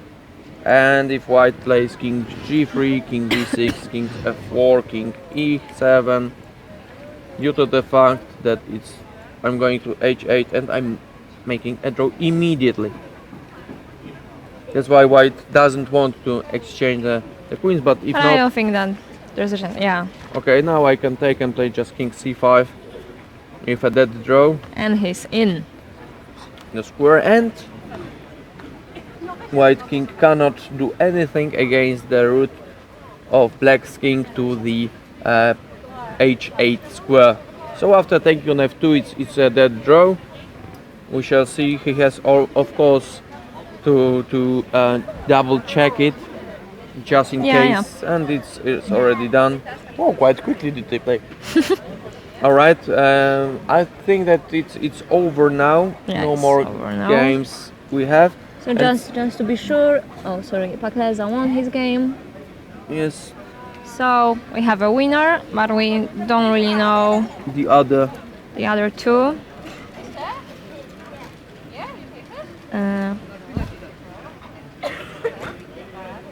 So we shall see. To have official. We shall check the official site to have the results. Maybe we'll be lucky and everyone has finished their games. Mm-hmm. Let's take a look. It looks like the playing hall is empty, so So we have only the they are results still after playing. 8 rounds. So still we don't know who is on the second place, but for sure the top 3 will be Aleksander Miśta, who won the tournament, then Bartłomiej Heberla and Sergej Azarov And Lewicki Mirosław and Miroslav Lewicki, yes. and Zawadzka Jolanta. But no, because what did Lewicki? He made a draw with Miśta. Okay, against Oleg Miśta. So plenty of players with 7.5 points out of 9. So what we can say, the best woman in the competition is Jolanta Zawadzka. We still have a game. Probably It is a game, but it's Olivia Kiełbasa, I guess. So it's a pretty it's an achievement for Jola to win a first prize for women and to be in top 5 for sure in the open section, yeah. So I think so. We know the winner, but we don't know how the places are being divided from second to probably 6th place.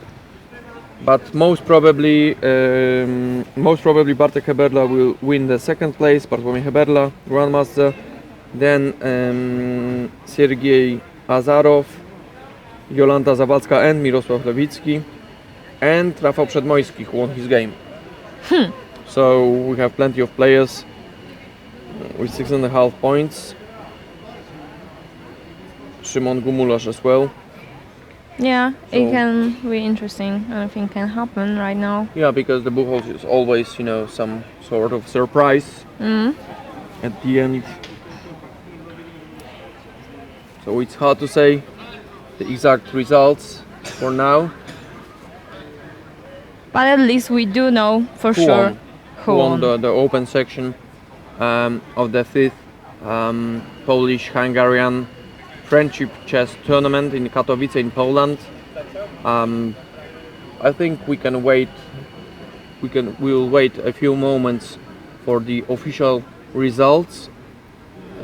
It seems that they have plenty of time left. Because they are not in a rush. Yeah, they are just waiting. So yeah, here we are. Here was a draw. Now, Kubicka Anna. okay, against Tworzydło. Okay. Black is doing his best to win. Yeah, it's Thank a you game. for this clock. We can see how much time they have left. More time left they have. What did I say? What? Doesn't matter. So here it will be, of course, a draw. Page 4, and now just Queen E2 is enough to make a draw. Most probably. But White is still fighting for it. So it probably is the last game that is being transmitted, broadcasted.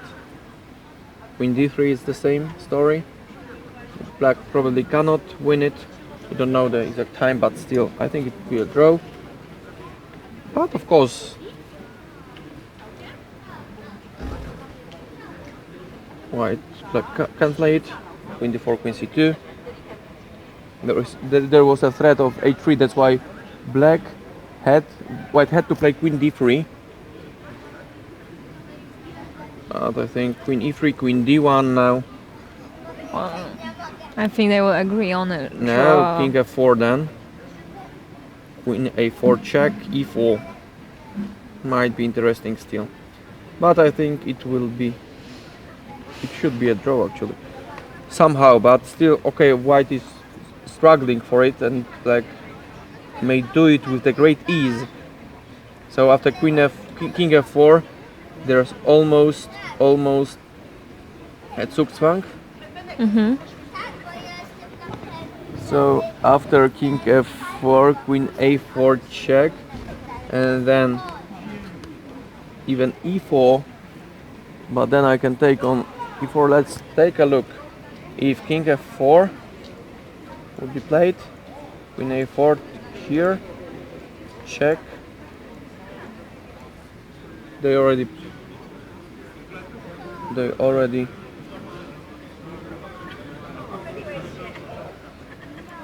Can we see their clock? h3, and I think, but why? What Thank was the you very idea much. of h3? I don't really understand it. Why didn't she play take here? h3, King h1, check, and King g1. It's a draw, and here black is winning.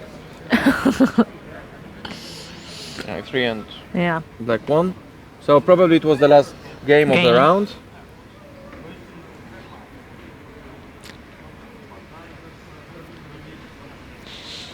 Well, that's a pity for her. Because it was already not far away from a draw, but here the only motive that could win that game was done. So we still wait for the official results. Here, Well, at least she was given a hug. yeah.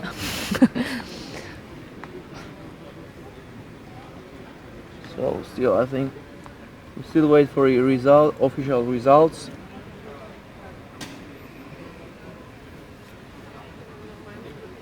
I don't know whether I think all the games are finished already, but I'm not sure, of course. Yeah, me neither. Because somebody may play on the boards that are not broadcasted, so we shall see the whole game. All games must be finished in order to give their official results. No, there's or Is there a game still played? Yeah. no, it's just analyzing. It's Damian Leftak who played against Barski, Radosław. So here. They're playing some blitz. Yeah. So So once we- more, we would like to invite you to Katowice on December for the European Championship in blitz and rapid. It will be a great event, and we strongly recommend that you come here, to come Poland, here, yeah, and and play with us and talk with us. So we would like to invite you. I think we can finish for now. The results will be given on the Chess Manager site, so if somebody is interested, then we strongly recommend to go there. So thank you very much, Maria, for commenting with me. Thank you, Marcin. It was a pleasure. It For was me a it's pure pleasure. For me, it was also a pure pleasure. So thank you very much for watching us. Take care. Bye. Goodbye.